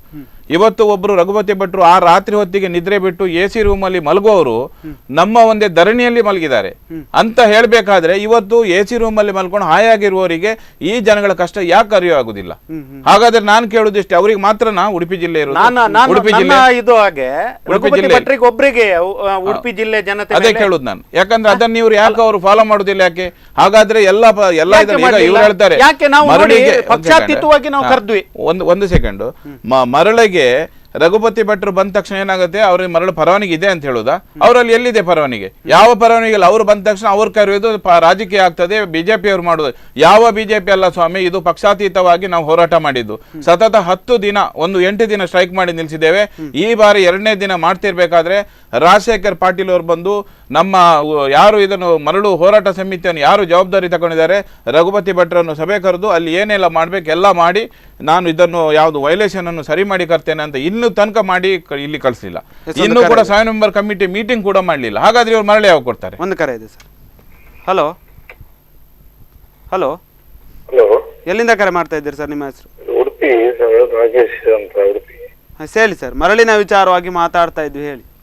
ಹೌದು, ಮತ್ತೆ ಸತ್ಯರಾಜ್ ಬಿಟ್ಟು ಅವರಿಗೆ ನಮಸ್ತೆ. ನಮಸ್ಕಾರ. ರಾಜೇಂದ್ರ ಅವರಿಗೆ ಮಾಡಿದೆ, ಅವರಿಗೆ ನಮಸ್ಕಾರ. ನಮಸ್ತೆ. ನಮಸ್ತೆ. ಗಟ್ಟಿ ಮಾತಾಡಿ. ನಾವು ಇದರ ಬಗ್ಗೆ ತುಂಬಾ ನೀವು ಹೋರಾಟ ಮಾಡಿ ಆಗಿದೆ. ಇನ್ನು ಸಹ ಮರಳು ಆಗ್ಲಿಲ್ಲಂದ್ರೆ ಒಂದು ಬೇಸರ ಸಂಗತಿ ಸರ್. ಸ್ವಲ್ಪ ಗಟ್ಟಿ ಒಂಚೂರು ಸರ್, ಒಂಚೂರು ಗಟ್ಟಿ ಮಾತಾಡಿ, ಕೇಳುದಿಲ್ಲ. ಚೂರು ಗಟ್ಟಿ ಮಾತಾಡಿ. ನೋಡಿ ಇಷ್ಟು ಅಹೋರಾತ್ರಿ ಎಲ್ಲ ಧರಣಿ ಕುತ್ಕೊಂಡು ನಮ್ಮ MLA ಕುತ್ಕೊಂಡು ಎಲ್ಲ ಸ್ಟ್ರೈಕ್ ಎಲ್ಲ ಆಗಿದೆ ಸರ್. ಅದೇ ಅದ್ರಲ್ಲಿ ಏನಂದ್ರೆ ಎಲ್ಲ ಕ್ಲಿಯರ್ ಆಗಿ ಈಗ ನಮ್ಗೆ ಹೊಸ DC ಬಂದ್ರೆ ಭರವಸೆ ಕೊಟ್ಟಿದ್ದಾರೆ. ಆದ್ರೆ ಇದ್ರಲ್ಲಿ ಏನಂದ್ರೆ ಸರ್, ಈ ವೈಗೆ ಇದರಲ್ಲಿ ಮೆಂಬರ್ಸ್ ಇದ್ದಾರೆ. ಅದನ್ನು ಒಳ್ಳೆ ನೋಡಿ, ಈಗ ರಾಘವ ಮಾಲಕರು ಅವರಿದ್ದಾರೆ, ಸತ್ಯರಾಜ್ ಬಿಟ್ಟಿದ್ದಾರೆ. ಒಂದು ಒಂದು ವ್ಯಕ್ತಿಯನ್ನು ಅದಕ್ಕೊಂದು ಸ್ಥಾನಮಾನ ಕೊಟ್ಟು ಅವರಿಗೊಂದು ಇದು ಕೊಟ್ಟು ಸರ್, ಇದು ಏನು ಯಾರೋ ಒಬ್ಬರನ್ನು ಗೊತ್ತಿಲ್ಲದನ್ನು ನಿಲ್ಲಿಸಿ ಅವರಿಗೆ ಎಂತದಂತ ಕೆಲ ಗೊತ್ತಿಲ್ಲ ಸರ್. ಈಗ ಮಾಡಲಿ ಬಗ್ಗೆ ಕೆಲವರಿಗೆ ವಿಷಯ ಗೊತ್ತಿಲ್ಲ. ನೋಡಿ ಇಲ್ಲಿ ಒಳ್ಳೆ ವ್ಯಕ್ತಿ ಕೂತಿದ್ದಾರೆ. ಎಷ್ಟು ನಾವು ಈಗ ಮೀಡಿಯಲ್ಲಿ ನೋಡಿದ್ದೇವೆ ಇವರನ್ನು. ಇವರು ಇಷ್ಟು ಒಂದು ಮಾತಾಡುವ ಎಲ್ಲ ರೀತಿ ಇವರಿಗೆ ಗೊತ್ತುಂಟು. ಇದ್ರ ಬಗ್ಗೆ ಗೊತ್ತಿಲ್ಲದನ್ನು ನಾವು ಅಧ್ಯಕ್ಷ ಮಾಡುದು, ಅವರಿಗೊಂದು ಈಗ ಎಲ್ಲ ಸರಿಯಾಗಿ ಆಗ್ತಾ ಉಂಟು ಸರ್. ಈಗ ಇಮಿಡಿಯೇಟ್ಲಿ ಸ್ಟಾರ್ಟ್ ಆಗ್ಬೋದು. ನಮ್ಮ ಒಳ್ಳೆ DC ಬಂದಿದ್ದಾರೆ. ನಾವು ಈಗ ನಾವು ನೋಡಿ ಒಂದು ಈಗ ಭಟ್ರು ಕೂಡ ಇದಕ್ಕೆ ಸ್ಪಂದಿಸಿ ಒಳ್ಳೆ ಇದು ಮಾಡಿದ್ರೆ. ಮತ್ತೆ ಇದರಲ್ಲಿ ಸಂಘ ಪರಿವಾರದಲ್ಲಿ ಸರಿ ಇಲ್ಲ ಸರ್. ಮಾನ್ಯ ಇದರಲ್ಲಿ ಸಂಘ ಪರಿವಾರದಲ್ಲಿ ಇವರು ಸರಿಯಾಗಿಲ್ಲ ಯಾರು ಸಹ. ಮಾಜಿ ಅಧ್ಯಕ್ಷರಿದ್ದಾರೆ, ಅವರು ಎಂತ ಮಾಡಿದ್ದಾರೆ ಸರ್? ಏನು ಮಾಡಿದ್ದಾರೆ? ಇಷ್ಟು ಒಳ್ಳೆ ನೋಡಿ ಈಗ ಎಲ್ಲ ಇದಕ್ಕೆ ಸ್ಪಂದಿಸಿದ್ದಾರೆ. ರಾಘು ಅವರಿದ್ದಾರೆ, ಸತ್ಯರಾಜ್ ಬಿಟ್ಟಿದ್ದಾರೆ. ಬಡವರ ಪರವಾಗಿ ಅವರಿಗೆ ಎಷ್ಟು ಫೋನ್ ಬರ್ತದೆ ದಿವಸಕ್ಕೆ. ಇಂಥದೊಂದು ಒಳ್ಳೆಂದು ಅಧ್ಯಕ್ಷ ಸ್ಥಾನ ಕೂರಿಸೊಂದು ಇದಕ್ಕೊಂದು ಎಂತ ಪರಿಹಾರ ಕೊಡುವಾಗಿ ಮಾಡ್ಬೇಕು ಸರ್. ಇಲ್ಲದೆ ಇದು ಮುಂದೆ ಹೋಗುವಂತದಲ್ಲ ಇದು. ಈ ಕುರಿತಾಗಿ ಕೂಡ ನಾವು ಮಾತಾಡ್ತೇವೆ ಸರ್. ಧನ್ಯವಾದ. ಈಗ ನೋಡ್ತಾ ಹೋದ್ರೆ ನೀವು ಪ್ರತಿಭಟನೆಯನ್ನ ಮಾಡಿದ್ರಿ, ಆದ್ರೆ ಅದು ಕೂಡ ಸಕ್ಸಸ್ ಆಗ್ಲಿಲ್ಲ ಒಂದು ಸಂದರ್ಭದಲ್ಲಿ. ಅದಕ್ಕೆ ಬಹುಶಃ ಹೊಯ್ಗೆ ದೋಣಿ ಕಾರ್ಮಿಕ ಸಂಘದವರು ಕಾರಣನ ಅಂತ, ಅಂದ್ರೆ ಅವರು ನಿಮಗೆ ಸರಿಯಾದ ರೀತಿಯಲ್ಲಿ ಸಪೋರ್ಟ್ ಮಾಡದೇ ಇರೋದೇ ಇದಕ್ಕೆ ಕಾರಣ ಅಂತ. ಅವ್ರಿಗೆ ಬರಲಿಲ್ಲ ಯಾಕೆ ಅಂತ ಏನೋ ಒಂದು ಗಳಲ್ಲಿ ನೋಡ್ತಾ ಹೋದ್ರೆ ಇಲ್ಲೀಗಲ್ ವ್ಯವಹಾರಗಳನ್ನು ಕೂಡ ಅವ್ರು ನಡೆಸ್ತಾ ಇದ್ದಾರೆ ಅನ್ನುವಂಥ ಒಂದು ಊಹಾಪೋಹಗಳು ಕೂಡ ಕೇಳಿ ಬರ್ತಾ ಇದೆ, ಆರೋಪಗಳು ಕೂಡ ಕೇಳಿ ಬರ್ತಾ ಇದೆ ಅವ್ರ ಮೇಲೆ. ಯಾಕೆ ಅವ್ರು ನಿಮಗೆ ಸಪೋರ್ಟ್ ಮಾಡಿದ್ರೆ ಒಂದು ಲೆಕ್ಕದಲ್ಲಿ ಒಂದು ಸ್ಟ್ರೈಕ್ ಸಕ್ಸಸ್ ಆಗ್ತಿತ್ತ ಅಂತ. ಹೌದೌದು, ಯಾಕಂದ್ರೆ ಇದೀಗ ಅವರು ಮಾತಾಡಿದವ್ರದ್ದು ವಿಚಾರ ಇದು ನಮ್ಮ ಇಂಟರ್ನಲ್ ಪ್ರಾಬ್ಲಮ್, ನಮ್ಮ ಒಳಗಿನ ಕತೆ. ಯಾಕಂತ ಹೇಳಿದ್ರೆ ಇದು ಕರೆಕ್ಟ್. ಈಗ ಮಾನ್ಯ ರಘುಪತಿ ಭಟ್ರು ಇರ್ಬೋದು, ಮರಳು ಅವರು ಉಡುಪಿ ಜಿಲ್ಲೆಗೆ ಮರಳು ಅತಿ ಕಡಿಮೆಯಲ್ಲೇ ಕೊಡಲೇಬೇಕು, ಏನೇ ಬೇಕಾದಾಗ ನಾನು DC ಕಚೇರಿಯಲ್ಲಿ ಕುತ್ಕೊಳ್ತೇನೆ ಅಂತ ದೃಢ ನಿರ್ಧಾರ ತಗೊಂಡಾಗ ನಾವು ಮರಳು ಪರವಾನಗಿದಾರರು ಯಾರೇ ಇರ್ಬೋದು, ನಾವು ಅವರೊಂದಿಗೆ ಅವ್ರು ಏನು ಮಾಡ್ತಾರೆ, ಅವ್ರ ಹಿಂದೆ ಯಾರು ಪರ್ಮಿಟ್ ಇರೋದು ನಮ್ಮ ಹತ್ರ, ಅವರು ಉಡುಪಿ ಜಿಲ್ಲೆಯ ಶಾಸಕರು, ಅವರು ಇದನ್ನು ಧರಣಿ ಮಾಡ್ತಾರೆ ವಿನಃ ಅವ್ರಿಗೆ ಏನಾದ್ರು ಲಾಭ ಇರೋದೇನು ನಮಗೆ, ನಾವು ಗುತ್ತಿಗೆದಾರರು ಅಂತೇಳಿ. ಆಗ ಇದ್ರೊಂದಿಗೆ ಇದು ಯಾರು ಕರೆ ಮಾಡಿದ್ದಾರೆ ಇದರೊಂದಿಗೆ ಸ್ಪಂದಿಸಲಿಲ್ಲದ ಖಂಡಿತ ನಾನು ಕೂಡ ಹೇಳ್ತೇನೆ. ಯಾಕಂದ್ರೆ ಇದರಲ್ಲಿ ಏನು ಇಲ್ಲಿಗಲ್ ಮಾಡೋರು ಇರ್ಬೋದು, ಅಥವಾ ಇಲ್ಲಿಗಲ್ ನಮಗೆ ಗೊತ್ತಿಲ್ಲ ಎಲ್ಲೆಲ್ಲಿ ಇಲ್ಲಿಗಲ್ ಮಾಡ್ತಾರೆ ಅಂತ, ಅವರು ಬರ್ದೇ ಇರ್ಬೋದು, ಅಥವಾ ಹಣ ಇದ್ದವರು ಬರ್ದೇ ಇರ್ಬೋದು. ಆದರೆ ನೀವು ಹೇಳಿದಾಗೆ ಈ ನಮ್ಮ ಪ್ರತಿಭಟನೆಯಲ್ಲಿ ಸಕ್ರಿಯವಾಗಿ ಮರಳು ಹೊಯ್ಗೆ ದೋಣಿ ಕಾರ್ಮಿಕ ಸಂಘದಿಂದ ಕಣ್ಣೆಣಿಕೆಯ ಕೆಲವೇ ಜನ, 100 ಜನ ಒಳಗೆ ಬಿಟ್ಟರೆ, ಮತ್ತೆ 120 ಜನ ಒಳಗೆ ಬಿಟ್ಟರೆ ಮತ್ತೆ ಉಳಿದವರು ಯಾರು ಸ್ಪಂದನೆಗೆ ಬರಲಿಲ್ಲ. ಅಂದರೆ ಅವರ ಇರಾದೆ ಏನು ಉಂಟು ಅಂತ ಹೇಳಿದರೆ, ನಮಗೆ ಯಾವ ಮೂಲಕವಾದರೂ ಲೈಸೆನ್ಸ್ ಆಗ್ಬೋದು, ಅಥವಾ ಏನೋ ಅವ್ರದ್ದು ಇರಾದೆ ಇದ್ದು ಏನು ಗೊತ್ತಿಲ್ಲ. ಈಗ ಅವ್ರು ಕೇಳಿದ್ದಕ್ಕೆ ಅದಕ್ಕೆ ಅವರು ಹೇಳುವುದೇನೆಂದರೆ, ಈಗ ಅವ್ರು ಹೇಳಿದ್ದಾರೆ ಹೀಗೀಗೆ ನಿಮ್ಮದಲ್ಲಿ ಪ್ರಾಬ್ಲಮ್ ಉಂಟು. ನಮ್ಮದಲ್ಲಿ ಪ್ರಾಬ್ಲಮ್ ಇಲ್ಲ ಅಂತ ನಾನು ಹೇಳೋದಿಲ್ಲ, ಸಣ್ಣ ಪುಟ್ಟ ತೊಂದರೆಗಳಿದೆ, ಅವರು ಬರಲಿಲ್ಲ. ಇನ್ನು ಮುಂದೆ ಆದರೂ ಇಂಥ ಹೋರಾಟಕ್ಕೆ ಅವರು ಸಕ್ರಿಯವಾಗಿ ಭಾಗವಹಿಸಲೇಬೇಕು. ಈಗ ಸಂಘ ಅಂದ ಮೇಲೆ ಒಂದು ಕುಟುಂಬ ಇದ್ದಂತೆ. ಈಗ ನಮ್ಮ ಮನೆಯಲ್ಲಿ, ನಿಮ್ಮ ಮನೆಯಲ್ಲಿ, ಎಲ್ಲ ಮನೆಯಲ್ಲೂ ಒಂದು ನಡೀತಾನೆ ಇರ್ತದೆ. ಆದ್ರೆ ನಾನ್ ಕೇಳುದೇನು ಗೊತ್ತುಂಟ ಸರ್, ಇಂಥ ಒಂದು ವಿಷಯ ಬಂದಾಗ ನಮ್ಮ ಸ್ವಾರ್ಥನ ನಾವು ಬದಿಗಿಟ್ಟು, ಯಾಕಂದ್ರೆ DC ಅವರು, ಇವರು ಗಣಿ ಇಲಾಖೆಯವರು, ಅವ್ರ ಹತ್ರ ಚಂದ ಇದ್ರೆ ನನ್ಗೊಂದು ಏನೋ ಆಗ್ತದೆ, ಅದನ್ನ ಬದಿಗಿಟ್ಟು DC ಅವರದ್ದು ಜಿಲ್ಲಾಡಳಿತ ತಪ್ಪಿದ್ರೆ ತಪ್ಪಂತ ಹೇಳ್ಬೇಕು. ಬೇರೆ ಯಾರ್ದು ಗಣಿ ಇಲಾಖೆ ಅವ್ರದ್ದಿದ್ರು ತಪ್ಪು ಅಂತ ಹೇಳ್ಬೇಕು. ಸರಿ ಮಾಡಿದ್ದಿದ್ರೆ ಅವರನ್ನ ಹೊಗಳ್ಬೇಕು ನಾವು, ಒಳ್ಳೇದು ಮಾಡಿದ್ದಾರೆ, ನಮಗೆ ಬದುಕಲಿಕ್ಕೆ ಒಂದು ದಾರಿ ಮಾಡಿ ಕೊಟ್ಟಿದ್ದಾರೆ ಅಂತ ಹೇಳಿ. ಅದನ್ನ ಬಿಟ್ಟು ಬಂದು 10 ಜನ ಸೇರಿದ್ರೆ ಯಾಕೆ ಆಗುದಿಲ್ಲ ಸರ್? ಮರಳು ಸ್ಟಾರ್ಟ್ ಆಗಿ ಇಷ್ಟರೊಳಗೆ 3-4 ತಿಂಗಳಾಗ್ಬೇಕಿತ್ತು. ಇವ್ರು ಕೆಲವು ಸ್ವಾರ್ಥದಲ್ಲಿದ್ದಾರೆ, ಕೆಲವು ನಮ್ಮ ವಹಿವಾಟು ಮಾಡುವವ್ರೆ. ನಾವ್ಯಾಕೆ ಅವ್ರು ಹೋಗಿದ್ದಾರಲ್ಲ, ಅವ್ರು ಏನಾರು ಮಾಡ್ಕೊಂಡು ಬರ್ತಾರೆ. ಕೆಲವರಿಗೆ ಇವ್ರಿಗೆ ಎಂತ ಇವ್ರಿಗೆ ಮರಲ್ಲ, ಇವ್ರಿಗೆ ಬೇರೆ ಕೆಲಸ ಇಲ್ವಾ? ಅಲ್ಲಿ ಕಿಸೆಯಲ್ಲಿ 10 ರೂಪಾಯಿ ಇರುವುದಿಲ್ಲ. ಮನೆಯಲ್ಲಿ ಹಾಲು ತಗೊಂಡು ಬನ್ನಿ ಅಂದ್ರೆ 2 ಪ್ಯಾಕೆಟ್ ಹಾಲು ತಗೊಂಡು ಬನ್ನಿ ಅಂದ್ರೆ ಒಂದೇ ಪ್ಯಾಕೆಟ್ ತಗೊಂಡು ಹೋಗುವಂತ ಪರಿಸ್ಥಿತಿ ಆಗಿದೆ ಇವತ್ತು. ಒಂದು ಪ್ಯಾಕೆಟಿನಷ್ಟು ನೀರು ಹಾಕುವಂತ ಪರಿಸ್ಥಿತಿ ನಮಗೆ ಬಂದು ಒದಗಿದೆ. ಆದ್ರೆ ಜನಕ್ಕೆ ಅರ್ಥ ಆಗುದಿಲ್ಲ. ಇವ್ರು ಹೋಗಿದ್ದಾರೆ, ಹೋರಾಟ ಮಾಡ್ತಾರೆ, ನಾಳೆ ಆಗ್ತದೆ, ನಾವು ಟ್ರಿಪ್ ಮಾಡುವ ಅಂತ. ರಾತ್ರಿ ಹಗಲು ಟ್ರಿಪ್ ಮಾಡ್ತಾರೆ, ರಾತ್ರಿ ಹಗಲು ಮರಳು ತೆಗಿತಾರೆ. ಆದ್ರೆ ಇವ್ರಿಗೆ ಸ್ವಲ್ಪನಾದ್ರೂ ಅರ್ಥ ಮಾಡ್ಕೊಳ್ಬೇಕು, ನಾವು ಬದುಕಬೇಕು, ಅವರು ಇನ್ನೊಬ್ರು ಬದುಕಬೇಕು ಅನ್ನೋ ಒಂದು ಮನಸ್ಥಿತಿ ಮನುಷ್ಯನಿಗೆ ಇರ್ಬೇಕು ಸರ್. ಮನುಷ್ಯತ್ವ ಮರೆತು ಯಾವತ್ತೂ ಹೋಗ್ಬಾರ್ದು. ಯಾಕೆ ಅಷ್ಟು ಹೋರಾಟ ಮಾಡುವಾಗ, ಈಗ ಸತ್ಯರಾಜ್ ಅವರು ಹೇಳಿದ ಪ್ರಕಾರ ರಘುಪತಿ ಭಟ್ರಿಗೆ ಏನ್ರಿ ಅಗತ್ಯ ಉಂಟು? ಇನ್ನ 4 ವರ್ಷ ಉಂಟು. ಇನ್ನೊಂದು 1 ವರ್ಷ ಎಲೆಕ್ಷನ್ಗೆ 1 ವರ್ಷ ಇರುವಾಗ ಏನಾದ್ರೂ ಕೆಲಸ ಮಾಡಿದ್ರೆ ಅವರು ಅದು ರಾಜಕೀಯ, ನನಗೆ ಬೇಡ, ನಾನು ಅದರ ಬಗ್ಗೆ ಮಾತಾಡೋದಿಲ್ಲ. ಆದ್ರೆ ಅವರು ಬಂದು ಮಲ್ತಾ ಇದ್ರು, ನಾವು ಹೋಗಿ ಸಪೋರ್ಟ್ ಮಾಡ್ಲಿಕ್ಕೆ ಏನಾಗಿದೆ ಇವತ್ತು? ನೀವು ಅವ್ರ ಹಿಂದೆ ಹೋಗ್ತೀರಿ ಅಲ್ಲ, 1 ನಿಮಿಷ, ಅವ್ರ ಹಿಂದೆ ಹೋಗ್ತೀರಿ, ನೀವು ಇವ್ರ ಹಿಂದೆ ಹೋಗ್ತೀರಿ, ನೀವು ಆ ಪಕ್ಷ ಈ ಪಕ್ಷ ಯಾರಿಗ್ ಬೇಕು ಸರ್? ಪಕ್ಷ ಬೇಡ ನಮಗೆ. ನಮ್ಮ ಸಪೋರ್ಟ್ ಆಗಿ ನಮ್ಮ ಕಣ್ಣೀರು ಒರೆಸಲಿಕ್ಕೆ ಯಾರು ಬರ್ತಾರ? ಬಿಜೆಪಿ ಇಂದ ಬರ್ಬೋದು, ಕಾಂಗ್ರೆಸ್ ಇಂದ ಬರ್ಬೋದು, JDS ಇಂದ ಬರ್ಬೋದು, ಅಥವಾ ಪಕ್ಷೇತರ ಯಾರು ಬರ್ಬೋದು ನಾಳೆ ದಿವಸ. ಅವರಿಗೆ ನಾವು ಸಪೋರ್ಟ್ ಮಾಡುವಂತದ್ದು ಧರ್ಮ ನಮ್ಮದು. ನಾವು ಅದು ಬಿಟ್ಟು ಅವ್ರ ಮನೆಗೆ ಹೋಗುವ, ಇವ್ರ ಮನೆಗೆ ಹೋಗುವ, ಅಲ್ಲಿ ಕುತ್ಕೊಳ್ಳೋ ಇಲ್ಲಿ ಕುತ್ಕೊಳ್ಳೋ, ಏನದು ಪಾರ್ಟಿಯ? ಒಂದು ಹಂತದಲ್ಲಿ ಇಲ್ಲಿ ಒಂದ್ ಸೆಕೆಂಡ್ ಇನ್ನೊಂದು ನಾನು ಹೇಳ್ತೇನೆ. ಇವತ್ತು ಅವರು ಒಂದು ಕರೆ ಮಾಡಿದಕ್ಕೆ ಇನ್ನು ಮುಂದೆ ಹೊಯ್ಗೆ ಸಂಘದವರು ಯಾರೇ ಇರ್ಬೋದು, ಒಗ್ಗಟ್ಟಲ್ಲಿ ಕೆಲಸ ಮಾಡಿದ್ರೆ ಮಾತ್ರ ಮುಂದಿನಲ್ಲಿ ನಾವು ಹೊಯ್ಗೆಯನ್ನು ತೆಕ್ಕೊಂಡು ಆರಾಮ ನಮ್ಮ ಗಂಡ ಮಕ್ಕಳು ಹೆಂಡತಿ ಮಕ್ಕಳು ಚೆನ್ನಾಗಿರ್ಬೋದು. ಇನ್ನೂ ಕೂಡ ಇದೇ ಇಂಟರ್ನಲ್ ಪ್ರಾಬ್ಲಮ್ ಇಟ್ಕೊಂಡು ನಾವು ಜೀವನ ಮಾಡಿದ್ರೆ ಖಂಡಿತ ಇದು ಮತ್ತೆ ಈಗ ಏನು ಅವ್ರು ಹೇಳಿದ್ದಾರೆ ಅದೇ ರೀತಿಗೆ ಬರ್ತಾ ಇದೆ. ಖಂಡಿತ ಇವರು ಕೂಡ ಎಚ್ಚೆತ್ಕೊಳ್ಬೇಕು. ಯಾರು ಇವತ್ತು ಫೋನ್ ಮಾಡಿದ್ದಾರೆ, ಆ ಫೋನ್ ಕರೆಯಿಂದ ಯಾರಿಗೆ ತಿಳ್ಕೊಳ್ಬೇಕು ಅವ್ರು ಅದನ್ನು ಖಂಡಿತ ಎಚ್ಚೆತ್ಕೊಳ್ಬೇಕು. ಇಲ್ಲದಿದ್ರೆ ಖಂಡಿತ ಇದೊಂದು ಹೋರಾಟ ಮಾಡ್ಲಿಕ್ಕೆ ಸಾಧ್ಯ ಇಲ್ಲ. ಅದು ನಾವು ಹಿನ್ನಡೆ ಆಗ್ತೇವೆ ನಮ್ಗೆ. ಈಗ ಮೊನ್ನೆ 30-40 ಧಕ್ಕೆಗೆ ಕೊಟ್ಟರು ಸರ್, ಪರ್ಮಿಟ್ ಕೊಟ್ಟರು. ಒಂದು 2-3 ದಿವಸದ್ದು ಅಂತ ಹೇಳಿ ನಾನು ದೊಡ್ಡ ಸಾಹಸ ಮಾಡಿದ್ದೇನೆ ಅಂತ ಹೇಳಿ ಹಿಂದಿನ DC ಅವರು ಕೊಟ್ಟರು ಪರ್ಮಿಟ್. ಯಾರು ಉದ್ಧಾರ ಆದ್ರು? ಅದರಲ್ಲಿ ಯಾರು ಉದ್ಧಾರ ಆದ್ರು? ನಮ್ಮ ಹೊಯ್ಗೆ ಧಕ್ಕೆ ಇಲ್ದಿದ್ದ, ವಿತೌಟ್ ಧಕ್ಕೆ ಇಲ್ದಿದ್ದವರಿಗೆ, ಲಾರಿ ಅವರಿಗೆ 1 ಲೋಡ್ ಹೊಯ್ಗೆ ಸಿಗ್ಲಿಲ್ಲ, 1 ಲೋಡ್ ಮರಳು ಸಿಗ್ಲಿಲ್ಲ. ಅದು ಏನ್ ರೇಟಿಗೆ ಹಾಕಿದ್ರು ಪಾರ್ಟಿಗೆ? ಸರ್ವಿಸ್ ಒಂದು ಫರ್ ಯೂನಿಟ್ 6,000-7,000 ಹಾಕಿದ್ರು. ಅಲ್ಲ, ಇಂತಹ ಒಂದು ಅವ್ಯವಸ್ಥೆಗಳಿಂದ ಅವರಿಗೆ ಏನ್ ಲಾಭ? ಅವ್ಯವಸ್ಥೆ ಲಾಭ ಇದೆ ಸರ್. ನಾನು ಕೆಲವರು ಕೇಳಲ್ಲ, ಅವರ ಒಂದು ವಿವೇಚನೆಗಳನ್ನ ನೋಡ್ತಾ ಹೋದ್ರೆ ಬಹುಶಃ ಅವರ ಒಂದು ಹಣಕ್ಕೋಸ್ಕರವಾಗಿ ನಮ್ಮ ಒಂದು ಉಡುಪಿಯ ಜನತೆಯನ್ನ ಬಲಿ ಕೊಡ್ತಾ ಇದ್ದಾರ. ಹೌದೌದು. ಇನ್ ನೋಡಿ, ಲೀಗಲ್ ಆದ್ರೆ ಅವ್ರಿಗೆ ಏನು ಇಲ್ಲ, ಇಲ್ಲೀಗಲ್ ಏನ್ ನಡೀತಾ ಇದೆಯೋ ಅದ್ರಲ್ಲಿ ಎಲ್ಲರಿಗೂ ಪಾಲುಂಟು, ಪ್ರತಿ ಒಬ್ಬರಿಗೂ ಪಾಲುಂಟು. ಅದರಲ್ಲಿ ಪ್ರತಿಯೊಬ್ಬರಿಗೂ ದೊಡ್ಡ ಮಟ್ಟದಲ್ಲಿ ಲಾಭ ಉಂಟು. ಲೀಗಲ್ ಆದ್ರೆ ಏನೂ ಇಲ್ಲ, ಎಲ್ಲ ಸರ್ಕಾರಕ್ಕೆ ಹೋಗ್ತದೆ. ಇಲ್ಲಿಗಲ್ ಎಲ್ಲ, ಯಾಕಂದ್ರೆ ಇಲ್ಲಿ ನೋಡಿ, ಒಂದು ವಿಚಾರದಲ್ಲಿ ಹೇಳ್ಬೇಕಾದ್ರೆ ಇಲ್ಲಿ ಒಂದು ಸೈಡಲ್ಲಿ ಸ್ವಲ್ಪ ಲೈಸೆನ್ಸ್ ಕೊಟ್ಟಾಗೆ ಮಾಡುವುದು. ಉಡುಪಿ ಜಿಲ್ಲೆಯಲ್ಲಿ ಮರಳಿಗೆ ಸಾಂಪ್ರದಾಯಿಕ ಮರಳುಗಾರಿಕೆಯವರಿಗೆ ನಾವು ಪರವಾನಗಿ ಕೊಟ್ಟಿದ್ದೇವೆ. ಇನ್ನೊಂದು ಸೈಡ್ ಸ್ವಲ್ಪ ಎಮ್ಸ್ಯಾಂಡ್ ಹೋಗ್ತಾ ಇದೆ ನೋಡಿ. ನಾನು ಪಿಕ್ಚರ್ ಹೇಳ್ತೇನೆ, ಇಲ್ಲಿ ಎಮ್ಸ್ಯಾಂಡ್ ಹೋಗ್ತಾ ಇದೆ. ಇವರಿಗೆ ಕೂಡ ಎಮ್ಸ್ಯಾಂಡ್ ಫ್ಯಾಕ್ಟ್ರಿಯನ್ನು ಮಾಡಬೇಕಾದ್ರೆ ಈ ಹಿಂದಿನ ಸರ್ಕಾರ ಏನು ಜವಾಬ್ದಾರಿ ತಗೊಂಡು ಆ ಜವಾಬ್ದಾರಿ ಇಲ್ಲಿ ಹೋಗ್ತಾ ಇದೆ. ಇಲ್ಲಿ ಸ್ವಲ್ಪ ಲೈಸೆನ್ಸ್ ಕೊಟ್ಟಿದ್ದಾರೆ, ಎಮ್ಸ್ಯಾಂಡ್ ಕೂಡ ಬರ್ತಾ ಇದೆ, ಈಚಿಂದ ಮಲೇಷ್ಯಾ ಸ್ಯಾಂಡ್ ಕೂಡ ಹೋಗ್ತಾ ಇದೆ. ಇನ್ ಕೇಸ್ ಏನಂತ ಹೇಳಿದ್ರೆ ಈ 3 ಹಿಡ್ಕೊಂಡು ರೊಟೇಷನ್ ಮಾಡ್ತಾ ಇದ್ದಾರೆ ಬಿಟ್ರೆ, ಈ ಹಿಂದೆ ಈ 26 ಜನ ಏನು ಇದ್ರೊಳಗೆ ಸೇರಿದ್ದಾರೆ, ಅವರ ಹಿಂದೆ ಯಾರು 10, 15, 20 ವರ್ಷಗಳಿಂದ ಯಾರು ಮಾಡ್ಕೊಂಡು ಬಂದಿದ್ದಾರೆ ಅವರನ್ನು ಬದಿಗಿಟ್ಟಿದ್ದಾರೆ. ಒಟ್ಟಾರೆ ಟೋಟಲ್ ಆಗಿ ನಿಮ್ಗೆ ಯಾರು ಹೋಗಿಲ್ಲ ಅಂತ ಹೇಳಿ 16,000 ಮೆಟ್ರಿಕ್ ಟನ್ ಈ ಹಿಂದಿನ DC ಅವರು ಹೋಗುವಾಗ ನಾನು ಮಾಡಿ ಹೋಗಿದ್ದೇನೆ, ಯಾರು ಚಾಲ್ ಮಾಡಲಿಲ್ಲ ಅಂತ ಜನಗಳ ದೃಷ್ಟಿಗೆ ಏನಾಗಿದೆ, ನಾನು ಫಸ್ಟ್ ಮಾಡಿದ್ದೇನೆ ಅಂತೇಳಿ. ಇಲ್ಲಿ ಏನಾಗಿದೆ, ಎಮ್ಸ್ಯಾಂಡ್ ಅವ್ರು ಆಗ್ತಾರೆ, ಎಷ್ಟೋ ಇದು ರೋಡ್ ವಹಿಸ್ಕೊಂಡಿದ್ದಾರೆ. ಅವ್ರದ್ದು ಫ್ಯಾಕ್ಟರಿ ಏನಾಗಿದೆ, ಎಮ್ಸ್ಯಾಂಡ್ ಬೇಕಾಗದೆ ಅವರು ಅದಕ್ಕೆ ಬೇಕಾದಂಥ ಮಿಷನರಿ ಹಾಕಿದ್ದಾರೆ. ನಾನು ಮಿಷನರಿಗೆ ಇಷ್ಟು ಇನ್ವೆಸ್ಟ್ಮೆಂಟ್ ಮಾಡಿದ್ದೇನೆ, ಹಾಗಾದ್ರೆ ನೀವು ನನಗೆ ಎಮ್ಸ್ಯಾಂಡ್ ಲೈಸೆನ್ಸ್ ಯಾಕೆ ಕೊಟ್ಟದ್ದು? ಹಾಗಾದ್ರೆ ಅವರು ಬದುಕಬೇಕಾ ಬೇಡವಾ ಅಲ್ಲಿ?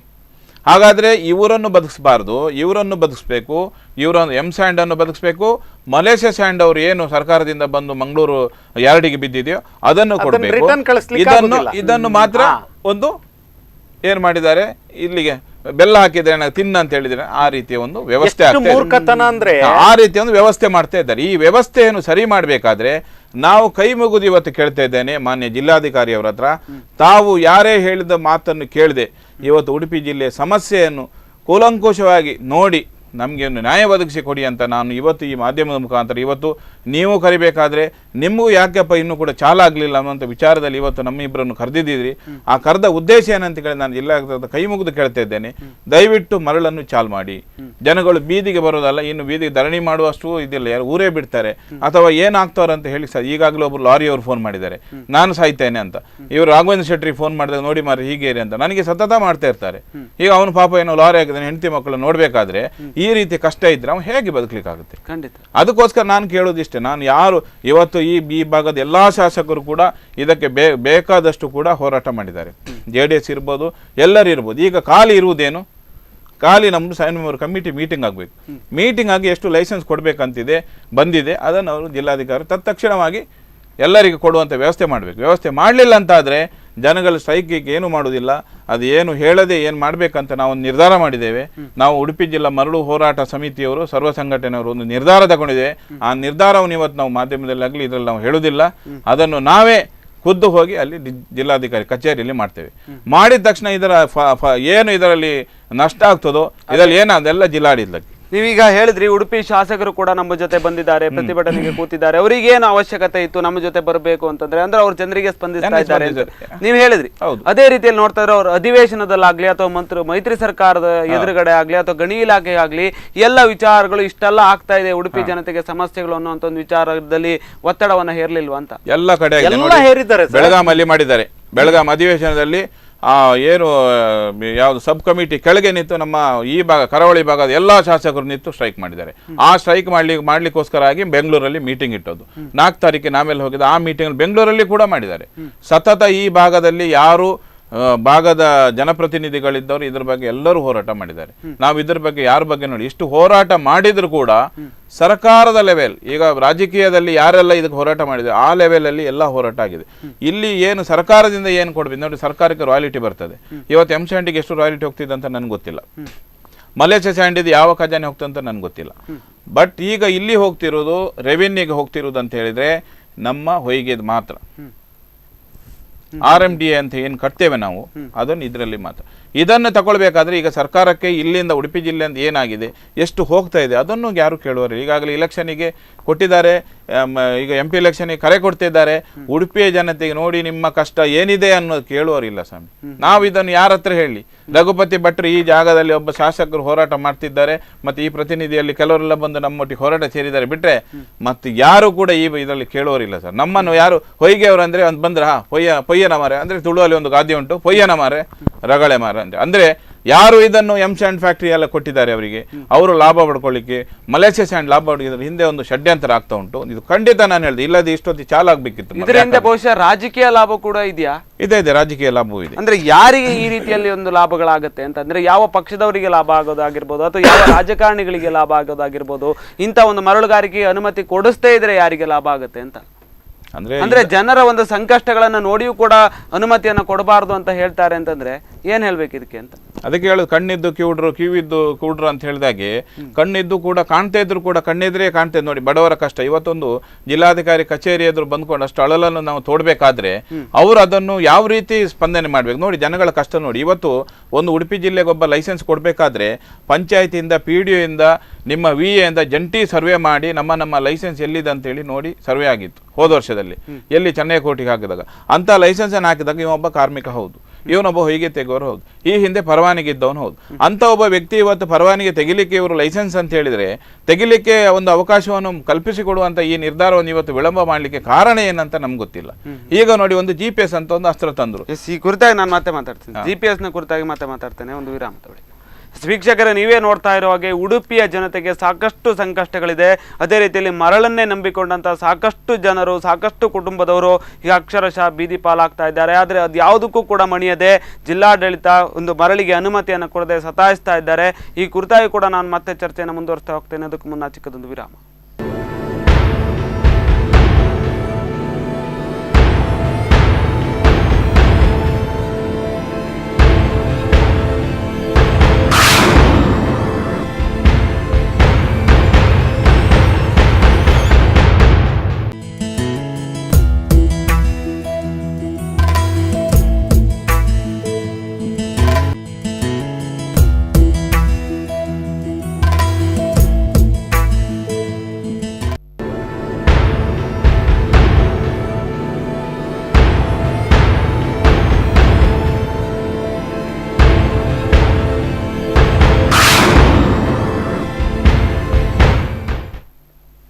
ವಿರಾಮದ ನಂತರ ಕರೆಂಟ್ ಅಫೇರ್ಸ್ಗೆ ಮತ್ತೆ ಸ್ವಾಗತ. ಮರಳಿನ ವಿಚಾರವಾಗಿ ಆದರೆ ಹಿಂದೆ ಇರ್ತಕ್ಕಂಥ ಸಾಕಷ್ಟು ಕಾಣದ ಕೈಗಳ ವಿಚಾರವಾಗಿ ಕೂಡ ಚರ್ಚೆ ಆಗ್ತಾ ಇದೆ.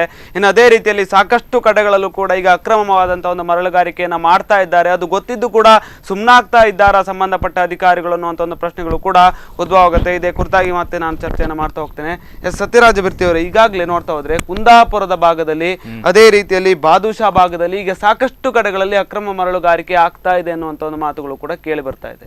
ಇನ್ನು ಅದೇ ರೀತಿಯಲ್ಲಿ ಅದು ಗೊತ್ತಿದ್ರು ಕೂಡ ಸುಮ್ಮನಾಗಿದೆ ಸಂಬಂಧಪಟ್ಟ ಅಧಿಕಾರಿಗಳು ಅನ್ನುವಂಥ ಒಂದು ವಿಚಾರಗಳು ಕೂಡ ಕೇಳಿ ಬರ್ತಾ ಇದೆ. ಅದನ್ನ ಸರಿ ಮಾಡುವ ನಿಟ್ಟಿನಲ್ಲಿ ಯಾವುದೇ ಒಂದು ಕಾರ್ಯತಂತ್ರಗಳನ್ನು ರೂಪಿಸ್ತಾ ಇಲ್ಲ ಅಂತ. ಅಲ್ಲಿ ಹಾಗಾದ್ರೆ ಮರಳುಗಾರಿಕೆಯನ್ನು ಮಾಡ್ಬೋದು, ಇಲ್ಲಿ ಮಾಡಬಾರ್ದ ಅಂತ? ಹೌದು, ಅದಕ್ಕೀಗ ತಾವು ಹೇಳಿದ ಪ್ರಕಾರದಲ್ಲಿ ನಮಗೆ ಕೂಡ ಸಾಕಷ್ಟು ಫೋನ್ ಬರ್ತಾ ಇದೆ. ನಿಮ್ಮ ರಿಂಗ್ ರೋಡು, ಕುಂದಾಪುರದ ರಿಂಗ್ ರೋಡ್ ಹತ್ರ ಏನೋ ಬಾದುಷಾ ಮತ್ತೇನೋ ಒಂದು ಆದರ್ಶ ಆಸ್ಪತ್ರೆ ಅಂತ ಹೇಳ್ತಾ ಇದ್ರು. ಅಲ್ಲಿ ಕೂಡ ರಾತ್ರಿ ಹೊತ್ತಲ್ಲಿ ಮರಳು ತೆಗೆದು ಯಾವುದೋ ಕಂಪೌಂಡ್ ಒಳಗೆ ಹಾಕ್ತಾರಂತೆ. ನಾರಾಯಣ್ ಕಾರ್ವಿ ಅಂತ ಒಬ್ರು ಫೋನ್ ಮಾಡ್ತಾ ಇದ್ರು. ನಾರಾಯಣ್ ಕಾರ್ವಿ ಅನ್ನೋರು ಫೋನ್ ಮಾಡಿ ಸತತವಾಗಿ ಫೋನ್ ಮಾಡಿ ಎಲ್ಲಿದ್ರು ಸಹ ಏನ್ರಿ ನಿಮ್ದು ಮರಳು ಹೋರಾಟ, ಅವ್ರು ಹಾಗೆ ಮಾಡ್ತಾರೆ ಹೀಗೆ ಮಾಡ್ತಾರೆ ಅಂತ ನೀವು ಸ್ಟ್ರೈಕ್ ಮಾಡ್ತೀರಿ, ಇಲ್ಲಿ ನೋಡಿ ರಾತ್ರಿ ಹೊತ್ತಿ ಮಲ್ಕೊಳ್ಳಿ ಬಿಡುದಿಲ್ಲ, ನಾನು ಶಶಿಧರ್ ಶೆಟ್ಟಿ ಹತ್ರ ಹೋಗ್ತೇನೆ, ಅವನು ಯಾರು ಪರಿಸರವಾದಿ ಹತ್ರ ಹೋಗ್ತೇನೆ. ಹಾಗೆ ನಾನು ಹೇಳಿದೆ, ನೋಡಿ ನಿಮ್ಮ ಸಂಬಂಧಪಟ್ಟ ಯಾವ ವ್ಯಾಪ್ತಿಯಲ್ಲಿ ಪೊಲೀಸ್ ಸ್ಟೇಷನ್ ಇದೆ ಅಲ್ಲಿ ಹೋಗಿ ಕಂಪ್ಲೇಂಟ್ ಕೊಡಿ. ಅದೇ ರೀತಿಯಲ್ಲಿ ಕಂಪ್ಲೇಂಟ್ ಕೊಟ್ಟು ಏನು ಅವ್ರು ಮಾಡ್ಲಿಲ್ವಾ ಆಮೇಲೆ ನಿಮ್ಮ ಕಾನೂನು ಕ್ರಮ ತಗೊಳ್ಳಿ. ಈಗ ಯಾವ್ದು ಏರಿಯಾ ಅಂತ ಹೇಳಿ ಒಂದು DC ಕೂಡ ತಲುಪಿಸಿ. ಅಲ್ಲ ನಿಮ್ಮ ಅವರಿದ್ದಾರೆ, ನಾನು ಎಲ್ಲ ಸತತ, ಯಾಕಂದ್ರೆ ಎಲ್ಲ ಕಡೆ ಅಕ್ರಮ ಆಗ್ತಾ ಇಲ್ಲ ಅಂತ ನಾವು ಹೇಳುದಿಲ್ಲ. ಒಂದು ಕರೆ ಇದೆ ಸರ್. ಹಲೋ ಹಲೋ, ಎಲ್ಲಿಂದ ಕರೆ ಮಾಡ್ತಾ ಇದ್ದೀರಿ ಸರ್? ನಿಮ್ಮ ಹೆಸರು? ಸರ್, ಕುಂದಾಪುರದಿಂದ ಆಸಿಫ್ ಅಂತ. ಎಸ್, ಹೇಳಿ ಸರ್, ಹೇಳಿ. ಮರಳಿನ ವಿಚಾರವಾಗಿ ಮಾತಾಡ್ತಾ ಇದ್ವಿ, ಹೇಳಿ ಸರ್. ಹೌದೌದು, ಏನಂದ್ರೆ ಇದು ನಾನು 4ನೇ ಬಾರಿ ಫೋನ್ ಮಾಡ್ತಾ ಇರೋದು ನಿಮ್ಮ ಸ್ಪಂದನ ವಾಹಿನಿಗೆ, ಎಲ್ಲ ಲೈವ್ ಶೋಗೆ ಮಾಡ್ತಾ ಇದ್ದೀನಿ. ಏನಂತ ಹೇಳಿದ್ರೆ, ಈಗಷ್ಟೇ ಸತ್ಯರಾಜ್ ಅವರು ಹೇಳಿದ್ರು, ಈಗ ಕುಂದಾಪುರದಲ್ಲಿ ಅಕ್ರಮವಾಗಿ ಮರಳು ತೆಗಿತಾ ಇದಾರಂತ. ನಾನು ಹೇಳ್ತಾ ಇದ್ದೇನೆ ಸರ್, CVC ಏರಿಯಾ ಬಗ್ಗೆ ಅಷ್ಟು ಹೋರಾಟ ಕೊಡ್ತಾ ಇದ್ರಿ ನೀವು, ಮರಳು ಹೋರಾಟ ಸಮಿತಿಯಿಂದ ಅಷ್ಟು ಹೋರಾಟ ಕೊಟ್ಟವರು ಅಲ್ಲಿ ಯಾರು ಬರ್ಲಿಲ್ಲ ನೋಡಿ. ನಿಮ್ಮ ಪರವಾನಗಿದಾರರು ಪ್ರಭಾವಿಗಳಂತ ತೋರಿಸ್ಕೊಡಿದಂತರ ಪರವಾನಗಿದಾರರು ಅಲ್ಲಿ ಈಗ ಅಕ್ರಮವಾಗಿ ಮರಳುಗಾರಿಕೆ ಮಾಡ್ತಾ ಇದ್ದಾರೆ ಕುಂದಾಪುರದಲ್ಲಿ. ಇದ್ರ ಬಗ್ಗೆ ಏನ್ ಹೇಳಲಿಕ್ಕೆ ಇಷ್ಟಪಡ್ತೀರಿ ಕೇಳಿ ಸರ್, ಒಂದ್ ಸ್ವಲ್ಪ ಹೇಳಿ ಇದ್ರ ಬಗ್ಗೆ, ಎಲ್ಲರಿಗೂ ಗೊತ್ತಾಗ್ಬೇಕು ಇದ್ರ ಬಗ್ಗೆ. Thank you. ಅವ್ರು ಹೇಳಿದ್ರು ಪ್ರಭಾವಿಗಳೇ ಅಲ್ಲಿ ಮರಳುಗಾರಿಕೆಯನ್ನ ಮಾಡ್ತಾ ಇದ್ದಾರೆ, ಇದ್ರ ವಿಚಾರವಾಗಿ ನೀವೇನ್ ಹೇಳ್ತೀರಿ ಅಂತ. ಅಲ್ಲ, ಅದು ಈಗ ಅವರು ಯಾರು ಆಸಿಫ್ ಅಂತ ಫೋನ್ ಮಾಡಿದ್ದಾರೆ. ಆದ್ರೆ ಇಲ್ಲಿ ಹೇಳಬೇಕಾದ್ರೆ ಪ್ರಭಾವಿಗಳು ಅಕ್ರಮ ಮಾಡ್ತಾ ಇದ್ದಾರೆ, ಆದ್ರೆ ನಮಗೆ ಬರ್ತಾ ಉಂಟು ಕಾಲ್. ಆದ್ರೆ ನಾವು ಅದನ್ನ ಬಗ್ಗೆ ಯಾಕೆ ಮುಂದೆ ಹೋಗುದಿಲ್ಲ ಅಂತ ಹೇಳಿ ನಾನೀಗ ನೇರವಾಗಿ ನಿಮ್ಮ ಹತ್ರ ಹೇಳ್ತೇನೆ. ಯಾರೋ ಒಂದು ಜನಗಳಿಗೆ ದೊಡ್ಡ ರೇಟೋ ಸಣ್ಣ ರೇಟೋ ಮರಳು ಸಿಗ್ತದೆ ಅಲ್ವಾ ಅನ್ನುವಂಥ ಉದ್ದೇಶ ನಮ್ದು. ಈಗ ನಾನೇ ಹೋಗಿ ಅಲ್ಲಿ ಅಕ್ರಮ ಆಗ್ತಿದೆ ಅಂತೇಳಿ ನಾನು ಹೋಗಿ DC-ಗೋ ಅಥವಾ SP-ಗೋ ನಾನು ಕಂಪ್ಲೇಂಟ್ ಮಾಡಿದ್ರೆ ಯಾಕೆ ಅವರೊಂದು ತೆಗಿತು, ಏನೋ ಒಂದು ಸಾಮಾನ್ಯ ಜನವರು ಮನೆ ಕಟ್ತಾರೆ ಅಂತ ಹೇಳ್ಕೊಂಡು ನಾವು ಅದಕ್ಕೋಸ್ಕರ ನಾನು ಹಿಂದಾದೆ. ಈಗ ಇನ್ನು ಇವರು ಹೇಳಿದ ಪ್ರಕಾರದಲ್ಲಿ ಪ್ರಭಾವಿ ವ್ಯಕ್ತಿಗಳು ಮರಳು ತೆಗಿತಾ ಇದ್ದಾರೆ, ನಿಮ್ಮ CVC ಏರಿಯಾ ಬಗ್ಗೆ ಅಲ್ಲಿ ಇದಕ್ಕೆ ಬರಲಿಲ್ಲ, ಈಗ ಇಂಥವರು ತೆಗಿತಾ ಇರುವವ್ರ ಬಗ್ಗೆ ನೀವು ಯಾಕೆ ಇದು ಮಾಡ್ತಾ ಇದ್ದೀರಿ ಅಂತ ಹೇಳಿದ್ರು. ಆ ವಿಚಾರ ಬಗ್ಗೆ ಹೇಳಬೇಕು ಹೋದ್ರೆ ಸಾಕಷ್ಟು ಇದ್ದದ್ದು ಇಂಟರ್ನಲ್, ಕೆಲವೆಲ್ಲ ನಮ್ಮವರು ಕೆಲವರು ಕೂಡ ಅದರಲ್ಲಿ ಮಿಂಗಾಲಾಗಿದ್ದಾರೆ ಅಂತ ಅವ್ರು ಹೇಳುವಂಥದ್ದು ಇದರಲ್ಲಿ.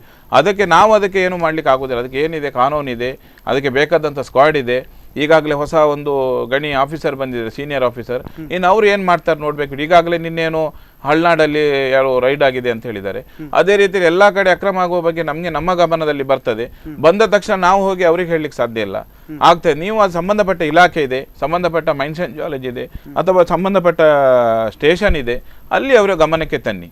ಇವರು ನಾರಾಯಣ್ ಕಾರ್ವಿ ಅವ್ರನ್ನವರು ನನಗೆ ಸತತ ಫೋನ್ ಮಾಡ್ತಿದ್ರು. ಕುಂದಾಪುರ ಸ್ಟೇಷನ್ ಮಾಡಿದ್ರು ಕೂಡ ಅವ್ರು ಹೇಳಲ್ಲ, ರಾತ್ರಿ ಹೊತ್ತಿಗೆ ಹೊಯ್ಗೆ ತಗೊಂಡು ಕೂಡ ಹೇಳಲ್ಲ, ರಿಕ್ಷಾದಲ್ಲಿ ಹೋಗ್ತಾರೆ, ಯಾವುದೋ ಟೆಂಪೋದಲ್ಲಿ ಹೋಗ್ತಾರೆ, ಹಾಗೆ ತುಂಬಾ ಕಾಲ್ ಮಾಡ್ತಾ ಇರ್ತಾರೆ. ನಾನು ಅದಕ್ಕೆ ಹೇಳಿದೆ, ನಿಮ್ಮ ಸಂಬಂಧಪಟ್ಟ ಹತ್ರ ಹೋಗಿ, ಇಲ್ಲದ ಆ ರಿಕ್ಷಾವನ್ನು ನಿಲ್ಲಿಸಿ ನೀವು ಪೊಲೀಸನ್ನು ಕರೀರಿ, ಇಲ್ಲ ಮೈನ್ಸ್ ಅಂಡ್ ಜಿಯಾಲಜಿಗೆ ಹೇಳಿ. ಈಗಾಗಲೇ ಸ್ಕ್ವಾಡ್ ಬಂದಿದೆ, ಎಲ್ಲ ಕಡೆ ರೈಡ್ ಆಗ್ತಾ ಇದೆ. ಈಗ ಇನ್ನು ಸದ್ಯದ ಮಟ್ಟಿಗೆ ನನ್ನ ಪ್ರಕಾರದಲ್ಲಿ ಲೀಗಲ್ ಮಾಡ್ಲಿಕ್ಕೆ ತುಂಬಾ ಕಷ್ಟ ಇದೆ. ಯಾಕಂದ್ರೆ ಈಗಾಗಲೇ ಅವರು ಯಾರು SP ಅವರು, ಏನ್ ಹೆಸರು ಅವ್ರದ್ದು, ಅಲ್ಲ ಅದು SP ಅವರು, ಇವರು ಲಕ್ಷ್ಮಣ್ ಅವರು, ನಿನ್ನೆ ಅವರು ಕುಂದಾಪುರ ಅವರು ರೈಡ್ ಮಾಡಿದ್ದಾರೆ. ಅವ್ರು ಈಗ ಎಲ್ಲಿ ಬರ್ತಾರೆ ಹೇಗೆ ಅಂತ ಗೊತ್ತಾಗ, ಏನೋ ವಿಶೇಷ ಸ್ಕ್ವಾಡ್ ಮಾಡಿರ್ಬೋದು. ಕೃಷ್ಣ ಪ್ರಸಾದ್. ಹಾಗಾಗಿ ಹೋಗಿ ಈಗ ಇನ್ನು ಮುಂದೆ ಯಾವುದಾದ್ರು ಇಲಿಗಲ್ ನನ್ನ ಪ್ರಕಾರದಲ್ಲಿ ಬಹಳ ಕಷ್ಟ ಮಾಡ್ಲಿಕ್ಕೆ. ಇನ್ನಿ ತನಕ ಮಾಡಿರ್ಬೋದು, ಇನ್ನು ಸ್ವಲ್ಪ ಕಷ್ಟ ಆಗ್ಬೋದು. ರಾಘವೇಂದ್ರ ಶೆಟ್ರೆ, ಹಾಗೆ ನೋಡ್ತಾ ಹೋದ್ರೆ ಈಗ ಮಂಗಳೂರಿನಿಂದ ಮರಳು ಬರುತ್ತೆ, ಇಲ್ಲಿನವರಿಗೆ ಏನು ಸಮಸ್ಯೆ ಆಗಲ್ಲ, ಅಂದ್ರೆ ಸಪ್ಲೈ ಆಗುತ್ತೆ, ಅದೆಲ್ಲ ಕಡೆಗಳು ಸಪ್ಲೈ ಆಗೋದ್ರಿಂದಾಗಿ ಅವರಿಗೆ ಯಾವುದೇ ರೀತಿಯಾದಂಥ ಒಂದು ಸಮಸ್ಯೆಗಳು ಆಗೋದಿಲ್ವಾ ಅಂತ ಇಲ್ಲಿನ ಒಂದು ಜನತೆಗೆ? ಸರ್, ಈಗ ತುಂಬ ಒಳ್ಳೆ ಪ್ರಶ್ನೆ ಕೇಳಿದ್ರಿ ನೀವು. ನಾವು ಈಗ DC ಮೇಡಮ್ ಅವ್ರು ನೋಡ್ತಾ ಇದ್ರೆ ನಮ್ಮ ಸಮಸ್ಯೆನ, ನಮ್ಮ ಬೇಡಿಕೆನ ಈಡೇರಿಸಲಿ ಅಂತ ನಾನು ಕೇಳ್ಕೊಳ್ತೇನೆ. ಮಂಗಳೂರಿಂದ ಹೊಯ್ಗೆ ಮರಳು ಬರ್ತದೆ, ಏನು ಪ್ರಾಬ್ಲಮ್ ಇಲ್ಲ. ನಮ್ಮ ವೆಹಿಕಲ್ನ ನಾವು ಲೋನ್ ಮಾಡಿಕೊಂಡು ಮನೇಲಿ ನಿಲ್ಸಿದ್ದೇವೆ, ದಯವಿಟ್ಟು ನಮಗೊಂದು ಅವಕಾಶ ಮಾಡಿಕೊಡಿ, ನಾವು ಮಂಗಳೂರಿಂದ ಹೊಯ್ಗೆ ತರ್ತೇವೆ. ಒಂದು ಕರೆ. ಹಲೋ ಹಲೋ ಹಲೋ, ಹೇಳಿ ಸರ್, ಎಲ್ಲಿಂದ ಕರೆ ಮಾಡ್ತಾ ಇದ್ದೀರಾ? ನಿಮ್ಮ ಹೆಸರು? ನಾನು ಉದ್ಯೋಗದಿಂದ ಫೋನ್ ಮಾಡ್ತಾ ಇರೋದು. ಎಸ್ ಹೇಳಿ ಸರ್, ಮರಳಿನ ವಿಚಾರವಾಗಿ ಮಾತಾಡ್ತಾ ಇದ್ವಿ, ಹೇಳಿ. ನನಗೆ ರಾಘವನ್ ಶೆಟ್ಟಿ ಅವರ ಮತ್ತೆ ಸತ್ಯರಾಜ್ ಹತ್ರ ಒಂದು ವಿನಂತಿ ಇತ್ತು ಸರ್. ಹೇಳಿ ಮತ್ತೆ ಈಗ ಮಂಗಳೂರಿಂದ ಇಷ್ಟು ಮರಳು ಬಂದು ಈ ಕಡೆ ಎಲ್ಲ ಬೀಳ್ತದೆ. ಇವತ್ತು ಬೆಳಿಗ್ಗೆ ಸಮೇತ ಕಡಪಾಡಿಯಿಂದ ಪಾಸ್ ಆಗಿದ್ದನ್ನು ನಾವು ನೋಡಿದೀವಿ ಸರ್. ಇಷ್ಟು ಮರಳು ಎಲ್ಲ ಬರುತ್ತಲ್ಲ, ಹಾಗಾದ್ರೆ ಈಗ ನಮ್ದು ಉಡುಪಿಯಲ್ಲಿ ಮರಳು ಕೊಡ್ತಿದ್ರೆ ನಮ್ದು ಈಗ ಟಿಪ್ಪರ್ ಮಾಲೀಕರ ಸಂಘ ಇದೆಯಲ್ಲ ಸರ್, ನಾವು ಹೋಗಿ ಮಂಗಳೂರಿಂದ ಮರಳು ತರ್ಬೋದಲ್ಲ ಇಲ್ಲಿಗೆ? ನಾನು ಅದನ್ನೇ ಕೇಳ್ತಾ ಇದ್ದೆ ಸರ್, ನಾನು ಅದನ್ನೇ ಮಾತಾಡ್ತಾ ಇದ್ದೆ ಈಗ. ಹೇಳಿ ಹೇಳಿ ಹೇಳಿ. ಈಗ ಇಲ್ಲಿಗಲ್ ಆಗಿ ಅವರು ಅಷ್ಟು ಓಪನ್ ಆಗಿ ಬರುತ್ತೆ. ನಾವು ಈ ಡಿ.ಸಿ ಹತ್ರ ಈಗ ಹೋಗಿ ಉಡುಪಿಯವ್ರು ಮರಳು ಬಿಡದಿದ್ರೆ ನಾವು ಒಂದು ಕೆಲಸ ಮಾಡುವಲ್ಲ, ಡಿ.ಸಿ ಹತ್ರ ಕೇಳಿ ನಮ್ದು ಟಿಪ್ಪರ್ ಎಲ್ಲ ಇದೆಯಲ್ಲ, ನಾವು ಈಗ ಅಲ್ಲಿಂದ ಮಂಗಳೂರಿಂದ ತಗೊಂಡ್ಬರ್ಬೋದಲ್ಲ ಸರ್? ದಿವಸಕ್ಕೆ ಅಷ್ಟು ಮರಳು ಬರುತ್ತೆ ಮಂಗಳೂರಿಂದ, 16-17 ಸಾವಿರಕ್ಕೆ ಇಲ್ಲಿ ಹಾಕ್ತಾರೆ. ಹಾಗಾದ್ರೆ ಇವರು 16-17 ಸಾವಿರ ನಮ್ದು ಟಿಪ್ಪರ್ ಅವ್ರಿಗೆ ಬಿಡ್ಲಿ, ನಾವು ಹೋಗಿ ತಗೊಂಡ್ ಬರ್ತೀವಲ್ಲ, ಲೀಗಲ್ ಆಗಿ ಮಾಡ್ಬೋದಲ್ಲ ರಾಘವನ್ ಶೆಟ್ಟಿ ಅವರೇ? ಹೌದೌದೌದೌದು, ಕರೆಕ್ಟ್. ಇದು ಯಾರು ಈಗ ಮೊನ್ನೆ ಪೇಪರ್ ಅಲ್ಲಿ ಡಿಕ್ಲೇರ್ ಮಾಡಿದ್ರು, ಮರಳು ಮಂಗಳೂರಿಂದ ಮರಳು ಬರ್ಲಿಕ್ಕಿಲ್ಲ, SP ಅವರು ಕಡಕಳಿ ಆರ್ಡರ್ ಮಾಡಿದ್ದಾರೆ ಅಂತ ಹೇಳಿದ್ದಾರೆ. ಅದನ್ನ 4 ದಿವಸಕ್ಕಷ್ಟೇ. ಇವತ್ತು ಬೆಳಿಗ್ಗೆ ನೋಡಿದ್ರೆ ಇವತ್ತು ಪುನಃ ಬರ್ತಾ ಇದೆ ಅದು. ಹೌದೌದೌದೌದು. ಹೆಸರುಗುರ್ತಾಗಿ ಮಾತಾಡ್ತಾ ಇದ್ದೇವೆ ಸರ್, ಧನ್ಯವಾದಗಳು. ಅದೇ ನಾನು ಈಗ DC ಅವರು ಈಗ ಹೊಸದಾಗಿ ಬಂದಿದ್ದಾರೆ, ತುಂಬ ಒಳ್ಳೆ ಆಫೀಸರ್ ಅಂತ ನಾವು ಕೇಳ್ಪಟ್ಟಿದ್ದೇವೆ. ಇವರಿಂದ ನಮ್ಗೆ ಏನಾದರೂ ಒಂದು ಒಳ್ಳೆ ಒಂದು ನಿರೀಕ್ಷೆನ ನಾವು ಇಟ್ಕೊಂಡಿದ್ದೇವೆ. ಬಟ್ ಆದ್ರೆ ನಾನು ಅವರಲ್ಲಿ ಕೂಡ ಮನವಿ ಮಾಡ್ತಾ ಇದ್ದೇನೆ, ಈಗ ಸದ್ಯದಲ್ಲೇ ನೀತಿ ಸಂಹಿತೆ ಬರ್ತಾ ಉಂಟು. ಆ ನೀತಿ ಸಂಹಿತೆ ಬಂದ ನಂತರ 7 ಮೆಂಬರ್ ಕಮಿಟಿ ಮೀಟಿಂಗ್ ಮಾಡ್ಲಿಕ್ಕೆ ಆಗುದಿಲ್ಲ. ನಂತರ ನಾವು ಹೋಗಿ ಮನವಿ ತಕೊಂಡು ಹೋದಾಗ ಅಲ್ಲ, ನಮ್ಗಿನ್ನು ಮನವಿ ಕೊಡುವಂತ ಇದು ಇಲ್ಲ, ಮನವಿಗೆ ಯಾವುದು ಸ್ಪಂದನೆ ಸಿಗದಿದ್ದಾಗ ನಾವು ಮನವಿ ಎಷ್ಟು ಕೊಟ್ಟರು ಅಷ್ಟೇ. ಅಷ್ಟರ ಒಳಗೆ 7 ಮೆಂಬರ್ ಕಮಿಟಿಯನ್ನು ಮೀಟಿಂಗ್ ಕರೆದು ಇಮಿಡಿಯೇಟ್ ಆಗಿ ಏನು ಸ್ಯಾಂಕ್ಷನ್ ಆಗಿದೆ 7,94,000 ಏನೋ ಮೆಟ್ರಿಕ್ ಟನ್ ಆಗಿದೆ, ಅದನ್ನು ರಿಲೀಸ್ ಮಾಡಿ ಅಂತ ನಾನು ಕೇಳ್ಕೊಳ್ತೇನೆ. ಯಾಕಂದರೆ ಈ ಸಾರಿ ಏನಾದರೂ ಮರಳು ಸ್ಟಾರ್ಟ್ ಆಗಲಿಲ್ಲ ಅಂದರೆ ತುಂಬ ಅನಾಹುತ ಆಗುತ್ತೆ, ತುಂಬ ಜನ ಒಂದು ಜೀವ ತಕ್ಕೊಳ್ಳುವಂಥ ಪರಿಸ್ಥಿತಿ ಆಗಿದೆ. ಈಗಾಗಲೇ ಅವರು ಫೋನ್ ಮಾಡಿ ಹೇಳಿದರು ಮಂಗಳೂರಿನಿಂದ ಹೊಯ್ಗೆ ಬರ್ತಾ ಇದೆ ಅಂತ. ನಾನು ಮೇಡಮ್ ಅವ್ರ ಹತ್ರ ನಾನು ರಿಕ್ವೆಸ್ಟ್ ಮಾಡ್ತಾ ಇದ್ದೀನಿ, ಇಮಿಡಿಯೇಟ್ ಇಲ್ಲಿ ಉಡುಪಿ ಜಿಲ್ಲೆಯಲ್ಲಿ ಮರಳು ಸ್ಟಾರ್ಟ್ ಮಾಡಿ, ಇಲ್ಲ ನಮಗೆ ಒಂದು ಅವಕಾಶ ಮಾಡಿಕೊಡಿ. ನಮ್ಮ ಗಾಡಿಯನ್ನು ಹೋಗಿ ಒಂದೊಂದು ಗಾಡಿ ಇದ್ದವನು ಒಂದು ಟ್ರಿಪ್ ಹೋದರೆ ಹಿಡಿದು ಒಳಗಾಗ್ತಾರೆ. 5-6 ಗಾಡಿ ಇದ್ದು ದೊಡ್ಡ ದೊಡ್ಡ ಲೆವೆಲಲ್ಲಿ ಮಾಡುವಂಥದ್ದು ನಿರಂತರವಾಗಿ ಬರ್ತಾ ಇದೆ. ಅದು ಇವರು ಹೇಳಬೇಕಂತಿಲ್ಲ. ಹಾಗೆಯೇ ನಾನು ಈ ಮೊದಲೇ ಕುಂದಾಪುರದಿಂದ ಒಬ್ಬರು ಹೇಳಿದರು ಮರಳು ಹೋರಾಟ ಸಮಿತಿಯಲ್ಲಿ ನಾನು ಇದ್ದೇನೆ, ಹಾಗಾಗಿ ನಾನೊಂದು ಮಾತಾಡ್ತೇನೆ. ಈಗ ನೋಡಿ, ಉಡುಪಿ ಜಿಲ್ಲೆ, ಕರ್ನಾಟಕ, ದೇಶ ಅನ್ನುವಾಗ ನಾವು ಎಲ್ಲರದ್ದು ನಮ್ಮ ಒಬ್ಬೊಬ್ಬರ ಕರ್ತವ್ಯ ಇರ್ತದೆ. ಮರಳು ಹೋರಾಟ ಸಮಿತಿಯವರು ಇಲ್ಲಿಗಲ್ ಅನ್ನು ತಡಿಲಿಕ್ಕೆ ಯಾವುದೇ ರೈಟ್ಸ್ ಇಲ್ಲ. ಮರಳು ಹೋರಾಟ ಸಮಿತಿಯವರಿಗೆ ಅದು ಅವರ ಕೆಲಸ ಕೂಡ ಅಲ್ಲ, ಅವ್ರ ಕೆಲಸ ಕೂಡ ಅಲ್ಲ, ಹೇಳಲಿಕ್ಕೂ ಅಲ್ಲ. ನೋಡಿ, ನನ್ನ ಊರಲ್ಲಿ ಯಾವುದೇ ರೀತಿ ಇಲ್ಲಿಗಲ್ ನಡೀತಾ ಇದ್ರೆ, ಪರಿಸರಕ್ಕೆ ತೊಂದರೆ ಆಗ್ತಾ ಇದ್ದೆ ಅಥವಾ ಏನೋ ಒಂದು ಇದಾಗ್ತಾ ಇದ್ರೆ, ನಮ್ಮ ಊರಿನವರು ಒಟ್ಟಾಗಿ ನಾವು ಒಂದು ಸಂಬಂಧಪಟ್ಟ ಅಧಿಕಾರಿಗಳಿಗೆ ಮಾಹಿತಿ ಕೊಡಬೇಕು ಪ್ಲೀಸ್. ನಾನು ಅಂದರೆ ಇದು ಅವ್ರು ಹೇಳಿದ್ದಕ್ಕೆ ನಾನು ವಿರುದ್ಧ ಮಾತಾಡೋದಲ್ಲ, ನನ್ನ ರಿಕ್ವೆಸ್ಟ್. ಯಾಕಂದರೆ ನಾವೇ ಯಾಕೆ ಈಗ ಕುಂದಾಪುರದಲ್ಲಿ ಇಲ್ಲಿಗಲ್ ಆಗ್ತಾ ಇದ್ರೆ ನಾವೇ ಯಾಕೆ ಫೋನ್ ಮಾಡಿ ಹೇಳಬೇಕು? ನಾವಂದ್ರೆ ಯಾವುದು ಡಿಪಾರ್ಟ್ಮೆಂಟ್ನವರಲ್ಲ, ನಾವು ಹಾಗೆ ಸಾಮಾನ್ಯ ಸಾರ್ವಜನಿಕರು. ಹಾಗಾಗಿ ದಯವಿಟ್ಟು ಅವರವರ ವ್ಯಾಪ್ತಿಯಲ್ಲಿ ಏನಾದರೂ ಆಗ್ತಾ ಇದ್ರೆ ಅಲ್ಲಿ ಸಂಬಂಧಪಟ್ಟವ್ರು ಊರಿನವರು ಒಗ್ಗಟ್ಟಾಗಬೇಕು. ಫಸ್ಟ್ ನಾನು ರಿಕ್ವೆಸ್ಟ್ ಮಾಡ್ಕೊಳ್ಳೋದು ಊರಿನವರು ಒಗ್ಗಟ್ಟಾಗಬೇಕು, ಆಮೇಲೆ ಜಿಲ್ಲೆಯವರು ಒಗ್ಗಟ್ಟಾಗಬೇಕು, ಆಮೇಲೆ ರಾಜ್ಯದವರು ಒಗ್ಗಟ್ಟಾಗಬೇಕು, ಆಮೇಲೆ ದೇಶ. ಈಗ ಮೊನ್ನೆ ದೇಶ ಅಂತ ಗಡಿಕಾಯವ್ರನ್ನ ಅಲ್ಲಿ ಹಿಡಿದು ಹಾಕಿದ್ರು, ಅಭಿನಂದನ್ ಅವ್ರನ್ನ. ದೇಶ ಎಷ್ಟು ಒಗ್ಗಟ್ಟಾಯ್ತು. ಆ ಥರ ನಾವು ಒಳ್ಳೆ ಕೆಲಸಕ್ಕೆ ನಾವು ಯಾವತ್ತೂ ಒಗ್ಗಟ್ಟಾಗಬೇಕು. ಒಗ್ಗಟ್ಟಾದ್ರೆ ಮಾತ್ರ, ಇಲ್ಲ ಅಂದ್ರೆ ಇಂಥ ಒಂದು ಕೆಲವು ರಾಜಕೀಯದವರು, ಕೆಲವು ಜಿಲ್ಲಾಡಳಿತ ಇಂಥದ್ದೆಲ್ಲ ನಮ್ಮನ್ನ ಇಷ್ಟು ಆಟ ಆಡಿಸ್ತದೆ. ಎಷ್ಟು ಮನವಿ ಕೊಟ್ಟಿದ್ದೇವೆ, ಕಸದ ಬುಟ್ಟಿಗೆ ಹಾಕಿದ್ರ ಮನವಿಯನ್ನ, GPS ವಿಚಾರದಲ್ಲಿ ಕೊಟ್ಟಿದ್ದೇವೆ, ಅದರಲ್ಲಿ ಲೂಡ್ತಾ ಇದ್ದಾರೆ, ಮೋಸ ಮಾಡ್ತಾ ಇದ್ದಾರೆ, MRP ಇಲ್ಲ, ಗ್ಯಾರಂಟಿ ಇಲ್ಲ, ಒಟ್ಟಾರೆ ಬಿಲ್ ತಗೊಳ್ತಾ ಇದ್ದಾರೆ. ತಿಂಗಳಿಗೆ ಒಂದೊಂದು ಸರಿ ರೀಚಾರ್ಜ್ ಮಾಡಿ, ಲಾರಿ ಮಾಲೀಕರ ಹತ್ರ ಹಣ ಇಲ್ಲ. ಈಗ ತಿಂಗಳಿಗೆ ಒಂದೊಂದು ಸರಿ ರೀಚಾರ್ಜ್ ಮಾಡ್ಲಿಕ್ಕೆ ನಮ್ಗೊಂದು ಅವಕಾಶ ಮಾಡಿಕೊಡಿ. ಯಾಕೆ ನಾವು ಮೊಬೈಲಿಗೆ ನಾವು ತಿಂಗಳಿಗೆ ರೀಚಾರ್ಜ್ ಮಾಡೋದಿಲ್ಲ, 4 ದಿವಸಕ್ಕೆ ಮಾಡ್ಕೊಳ್ಳೋದಿಲ್ಲ. ನಮ್ಮ ಹಿಂದಿನ DC ಅವರು ಹೇಳಿದ್ರು ತಿಂಗಳಿಗೆ, ನಾನು ತುಂಬ ರಿಕ್ವೆಸ್ಟ್ ಮಾಡಿದೆ, ತಿಂಗಳಿಗೆ ಆಗೋದಿಲ್ಲ ಅಂತೆ. ನಾನು ರಿಕ್ವೆಸ್ಟ್ ಮಾಡಿದ್ದಕ್ಕೆ 4 ತಿಂಗಳಿಗೆ ಒಂದ್ಸರಿ ಮಾಡುವ ಅಂತ ಹೇಳಿದ್ರು. ಏನ್ರಿ DC ಅವರು ಒಬ್ಬ ಪ್ರೈವೇಟ್ ಕಂಪನಿಯವನ್ನ ರಿಕ್ವೆಸ್ಟ್ ಮಾಡೋದಾ? ಹೀಗೆ ಮಾಡಿದ್ದಾರೆ ಅಂದ್ರೆ ಅರ್ಥ ಉಂಟಾ ಸರ್ ಇದಕ್ಕೆ? ಖಂಡಿತ. ಈಗ ನೋಡ್ತಾ ಹೋದ್ರೆ ಸತ್ಯರಾಜ್ ಬಿರ್ತಿ ಅವರೇ, ಈ ಒಂದು ಇಷ್ಟೆಲ್ಲ ಒಂದು ಸಮಸ್ಯೆಗಳಾಗ್ತಾ ಇದೆ ಅಂತ, ಅದರಲ್ಲೂ ಕೂಡ ಮಂಗಳೂರಿನ ಒಂದು ಮರಳು ಬರ್ತಾ ಇದೆ, ಅದು ಕೂಡ ಸಮಸ್ಯೆ ಆಗ್ತಾ ಇದೆ ಅಂತ ಹೇಳಿದ್ರೆ, ಅದೇ ರೀತಿಯಲ್ಲಿ ಮಲೇಷಿಯಾ ಸ್ಯಾಂಡ್ ಕೂಡ ಬರ್ತಾ ಇದೆ, ಅದು ಕೂಡ ಸಮಸ್ಯೆ ಆಗ್ತಾ ಇದೆ ಅಂತ ಹೇಳಿದ್ರೆ, ಹಾಗಾದ್ರೆ ಉಡುಪಿಗೆ ಅದು ಬರದೇ ಇರೋ ರೀತಿ ತಡಿಲಿಕ್ಕೆ ಆಗೋದಿಲ್ವಾ ಅಂತ? ತಡಿಲಿಕ್ಕೆ ಒಂದು ಸೆಕೆಂಡ್, ತಡಿಲಿಕ್ಕೆ ಆಗ್ಬೇಕಾದ್ರೆ ನೀವು ತಡಿಯೋರು ಬರ್ಬೇಕಾದ್ರೆ, ಈಗ ತಡಿಯೋರು ಯಾರು? ಸ್ಕ್ವಾಡ್ ಇದೆ, ಪೊಲೀಸ್ ಇದ್ದಾರೆ. ಈ ಪೊಲೀಸ್ ಸ್ಕ್ವಾಡ್ ಅವ್ರನ್ನೆಲ್ಲ ಅವರು ಲಾರಿಯವರು ಯಾರು ತರ್ತಾರೆ ಅವರೇ ಇವರನ್ನು ಸೆಟ್ ಮಾಡ್ಕೊಳ್ತಾರೆ. ಆಗ ತಡಿಬೇಕಾದ್ರೆ ಹೇಗಾಗ್ತದೆ, ತಡಿಲಿಕ್ಕೆ ಆಗುದಿಲ್ಲ. ಅದೆಲ್ಲ ಸರಾಗವಾಗಿ 17,000ಕ್ಕೆ ಹೊಯ್ಗೆ ಉಡುಪಿಗೆ ಬರ್ತಾ ಉಂಟು. ಆದ್ರೆ ಈಗ ಸ್ವಲ್ಪ ಕಡಿಮೆ ಆಗಿದೆ. ಆದ್ರೆ ಬೆಳಗಿನ ಜಾವದಲ್ಲಿ ಬರ್ತಾ ಉಂಟು. ಈಗ ಅವರು ಉದ್ಯಾವರದಿಂದ ಕಾಲ್ ಮಾಡಿದ್ದಾರೆ, ಅವರು ಹೇಳಿದ ಪ್ರಕಾರದಲ್ಲಿ ಸರಾಗವಾಗಿ ಬರ್ತಾ ಉಂಟು. ಒಂದನೇದಾಗಿ ಇಲ್ಲಿ ಕೂಡ ಲಾಬಿ ಇದೆ. ಮಂಗಳೂರಿನ ಹೊಯ್ಗೆ ಕೂಡ ಈಗ ಹೊರ ರಾಜ್ಯಕ್ಕೆ ಹೋಗ್ತಿತ್ತು, ಮಂಗಳೂರಿಗೆ ಕಾಸರಗೋಡಿಗೆ ಹೋಗ್ತಿತ್ತು. ಈಗ ಅದು ಸ್ಟಾಪ್ ಆಗಿದೆ. ಈಗ ಮಂಗಳೂರಿನವರ ಹೊಯ್ಗೆ ಮಂಗಳೂರಿನಲ್ಲಿ ತಗೊಳ್ಳೋರಿಲ್ಲ. ನೋಡಿ, ಇಲ್ಲಿ ಒಂದು ಸಿಂಪಲ್ ಆದ ಉದಾಹರಣೆ ಇದೆ. ಒಂದು ಮಂಗಳೂರಿನಲ್ಲಿ ತಗೊಳ್ಳೋರು ಇಲ್ಲ. ಆ ಮಂಗಳೂರಿನಲ್ಲಿ ಮಾಡಿದ ಹೊಯ್ಗೆಯನ್ನು ಈಗ ಇದನ್ನು ಉಡುಪಿಗೆ ತಂದು ಹಾಕ್ತಾ ಇದ್ದಾರೆ ಅಂತ ಹೇಳಿದ್ರೆ, ಮಂಗಳೂರಲ್ಲಿ ಹೊಯ್ಗೆ ಹೆಚ್ಚಿಗೆ ಏನ್ ಕೆಲಸ ಇದೆ ಅಲ್ಲಿಗೆಲ್ಲ ಮರಳು ಬಿದ್ದಾಗಿದೆ. ಈಗ ಏನ್ ಮಂಗಳೂರಲ್ಲಿ ಕೊಡ್ತಾ ಇದ್ರೆ ಆ ಹೊಯ್ಗೆ ಏನು ಉಡುಪಿಗೆ ಬರ್ತಿದ್ರೆ ಅವ್ರ ಮರಳು ಸೇಲ್ ಆಗುದಿಲ್ಲ. ಹಾಗಾಗ್ಲಿಕ್ಕೆ ಹೋಗಿ ಇವ್ರು ಏನ್ ಮಾಡ್ತಾ ಇದ್ದಾರೆ, ಉಡುಪಿ ಅವ್ರ ಮರಳು ನಿಧಾನ ಆಗ್ಬೇಕಂತ ಅವರು ಷಡ್ಯಂತರ ಮಾಡಿರ್ಬೋದು. ಇದರ ಹಿಂದೆ ರಾಜಕೀಯದ ಷಡ್ಯಂತರ ಉಂಟು. ಇದರ ಹಿಂದೆ ಪ್ರಭಾವಿ ವ್ಯಕ್ತಿಗಳು ಇದ್ದಾರೆ. ನೀವು ಎಂ ಸ್ಯಾಂಡ್ ಲಾಬಿ ಇರ್ಬೋದು, ಮಲೇಷ್ಯಾ ಸ್ಯಾಂಡ್ ಎಲ್ಲ ಕೂಡ ಒಟ್ಟಾರೆ ಉಡುಪಿ ಅವರನ್ನೊಂದು ನಡುವಲ್ಲಿ, ಆಚೆಯಿಂದ ಕಾರವಾರ, ಈಚೆಯಿಂದ ಮಂಗಳೂರು, ನಾವು ನಡುವಲ್ಲಿ ನಮ್ಮನ್ನು ಸಾಯಿಸ್ತಾ ಇದ್ದಾರೆ, ಚಿತ್ರಹಿಂಸೆ ಕೊಡ್ತಾ ಇದೆ. ನಾವು ಆಕ್ಚುಲಿ ಇವತ್ತು ಒಂದು ಯಾವುದೋ ಒಂದು ಭಾಗದಲ್ಲಿ ಯಾವುದೋ ಒಂದು ಜೈಲಲ್ಲಿ ವಾಸವಾಗಿದ್ದೇವೆ ಅಂತ ಮರಳು ಪರವಾನಗಿದವರು ಮರಳನ್ನು ನಂಬಿಕೊಂಡು ಜೀವನ ಏನು ಮಾಡ್ತಾ ಇದೆ ಅವರೆಲ್ಲ ಒಂದು ಸರಳಿನ ಸಂಕೋಲೆ ಒಳಗೆ ಬಿದ್ದಿದ್ದಾರೆ. ಈಗ ಆ ಜೈಲಿಂದ ಹೊರಗೆ ಬರುವುದು ಯಾವಾಗಪ್ಪ ಅಂತ ಕಾಯ್ತಾ ಇದ್ದಾರೆ. ನಿರೀಕ್ಷೆ ಏನಂತ ಹೇಳಿದ್ರೆ, ಈ ಭಾಗದಲ್ಲಿ ಇರುವಂತ ಜಿಲ್ಲಾಧಿಕಾರಿಯವರು ಚೇಂಜ್ ಆಗಿದ್ದಾರೆ. ಈಗ ಹೊಸ ಜಿಲ್ಲಾಧಿಕಾರಿಯವರು ಬಂದಿದ್ದಾರೆ. ಏನಾದ್ರೂ ನಾವೊಂದು ಬಂಧನದಲ್ಲಿರುವವರು, ನಾವು ಆ ಜೈಲೊಳಗೆ ನಾವು ಸೇರಿದ್ದೇವೆ. ಈಗ ನಮಗೆ ಊಟಕ್ಕೆ ಏನು ಬೇಕು ಅಷ್ಟೇ ಸಿಗ್ತಾ ಬಿಟ್ರೆ ನಾವು ಯಾವ ರೀತಿಯಲ್ಲಿ ಒಂದು ನೆಮ್ಮದಿಯ ಜೀವನ ಮಾಡ್ತೋದು, ಆ ಜೀವನಕ್ಕೆ ಅವಕಾಶ ಸಿಗ್ಲಿಲ್ಲ. ಆ ಅವಕಾಶ ಇನ್ನಾದರೂ ಈ ನಮ್ಮ ಜಿಲ್ಲಾಧಿಕಾರಿಯಿಂದ ಸಿಗ್ತದೆ ಅಂತೇಳಿ ಬಹಳ ನಿರೀಕ್ಷೆಯಿಂದ ಇವತ್ತು ಉಡುಪಿ ಜನತೆ ಕಾಯ್ತಾ ಇದ್ದಾರೆ. ಇನ್ನೂ ಕೂಡ ಅವರು ಏನ್ ಮಾಡ್ತಾರೋ ಬಿಡ್ತಾರೋ ಗೊತ್ತಿಲ್ಲ. ಆದ್ರೆ ಖಂಡಿತ ಒಂದು ದಿನ ಮಾತ್ರ ನಾನು ಹೇಳ್ತೇನೆ, ಮರಳು ಹೋರಾಟದವರು ಧರಣಿ ಮಲಗುವುದು ಏನೂ ಇಲ್ಲ ಸ್ವಾಮಿ. ಇನ್ನು ನಾವು ಮಾಡುವುದು ಏನಂತ ಹೇಳಿದ್ರೆ, ನಾವು ಒಂದು ಮರಳು ಹೋರಾಟ ಸಮಿತಿಯ ನಾವು ಇಬ್ಬರು ಇವತ್ತು ಇಲ್ಲಿ ಬಂದಿದ್ದೇವೆ. ನಾವು ಮಾಡುವಂತ ಧರಣಿ ಅಂತ ಹೇಳಿದ್ರೆ ನೀವು ಯಾರೂ ಬಿಲೀವ್ ಮಾಡ್ಲಿಕ್ಕಿಲ್ಲ.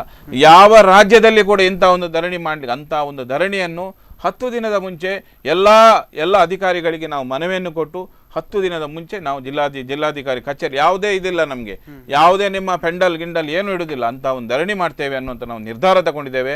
ಆ ಧರಣಿಯನ್ನು ಖಂಡಿತ ನಾವು ಮಾಡೇ ಮಾಡ್ತೇವೆ. ಯಾಕಂತ ಹೇಳಿದ್ರೆ ಇವತ್ತಿನ ಈ ಭಾಗದ ಶಾಸಕರು ಇರ್ಬೋದು, ಎಲ್ಲಾ ಪ್ರತಿನಿಧಿ ಇರ್ಬೋದು, ಎಲ್ಲರೂ ಕೂಡ ಇಷ್ಟು ಪ್ರಯತ್ನ ಪಟ್ಟು ಕೂಡ ಈ ವಿಳಂಬ ಆಗ್ಲಿಕ್ಕೆ ಕಾರಣ ಏನು ಅಂತ ಒಂದು. ಈಗ ಇನ್ನೊಂದು ನಾನು ಹೇಳಿದೆ, ನಾವಾಗ ಒಂದು GPS ಅಂತೇಳಿ, ಆ GPS ಅಲ್ಲಿ ಡಾಟಾ ವ್ಯವಸ್ಥೆಯನ್ನು ಸರ್ಕಾರ ನೋಡಬೇಕಾದ್ದು.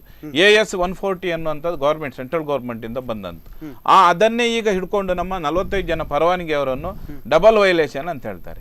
ಈಗ ಡಬಲ್ ವೈಲೇಷನ್ ಅಂತ ಹೇಳಲಿಕ್ಕೆ ನಾನು ಹೇಳ್ತೀನಿ ಸ್ವಾಮಿ, ಯಾವುದೋ ಒಂದು ಆರೋ ಮಾರ್ಕೊಂಡು ಟಿವಿಯಲ್ಲಿ ತೋರಿಸಿತ್ತಂತ ಹೇಳಿದ್ರೆ, ಏನೊಂದು ಸ್ಟ್ಯಾಚ್ಯೂದಲ್ಲಿ ಅಥವಾ ಏನೋ ನಿಮ್ಮ ಕಂಪ್ಯೂಟರ್ಲಿ ಹಾಕಿದ್ರ ಅಂತ ಹೇಳಿದ್ರೆ, ಆ ವೆಹಿಕಲ್ ಅಲ್ಲಿಂದ ಹೋಗಿದೆ ಅನ್ನೋದು ಏನು 100% ಗ್ಯಾರಂಟಿ ಅವ್ರ ಹತ್ರ ಇದೆ ಕೇಳೋದು. ನಾನು ಇವತ್ತು T4 ಸಂಸ್ಥೆಗೆ ನಾನು ಚಾಲೆಂಜ್ ಮಾಡ್ತೇನೆ, ನೀವು ಡಬಲ್ ವೈಲೇಷನ್ ಅಂತ 45 ಪರವಾನಗಿಯನ್ನು ಹಿಡ್ಕೊಂಡಿದ್ದೀರಲ್ಲ, ಆ ಪರವಾನಗಿಯ ಪ್ರತಿ ಒಂದು ಏನು ಡಾಟಾ ಇದೆ ಅದರದ್ದು ಏನು ತೆಗೆದಿದ್ದಾರೆ ಅದನ್ನು ಹಿಡ್ಕೊಂಡು ನಾನು ಒಂದು ಸಾಫ್ಟ್ವೇರ್ ತರ್ತೇನೆ, ನನ್ನ ಎದುರು ಚಾಲೆಂಜಿಗೆ ಅವ್ರು ಕೂತ್ಕೊಳ್ಳಿ. ಇವರು ಇವತ್ತು ಪರವಾನಗಿದಾರರ ಪರವಾನಗಿಯನ್ನು ರದ್ದು ಮಾಡಿಸೋ ಹುನ್ನಾರಿಗೋಸ್ಕರ ಈ GPS ನಮ್ಮ ವಿರುದ್ಧ ಮಾಡ್ಕೊಂಡು ನಮ್ಮನ್ನು ಈ ಮೂಲೆ ಗುಂಪು ತಂದಿದ್ದಾರೆ. ಅದನ್ನೇ ಮಾಡಿದ್ರೆ ಏನಾಗ್ತದೆ, ಜನಗಳು ಏನಾಗ್ತಾರೆ, ಓ ಹೌದು GPS ಅಂತ ಭಯ ಪಡ್ತಾರೆ ಅಂತೇಳಿ. ಈ ಪ್ರಥಮ ಬಾರಿಗೆ ಉಡುಪಿ ಜಿಲ್ಲೆಗೆ GPS ಹಾಕಿದ್ದು.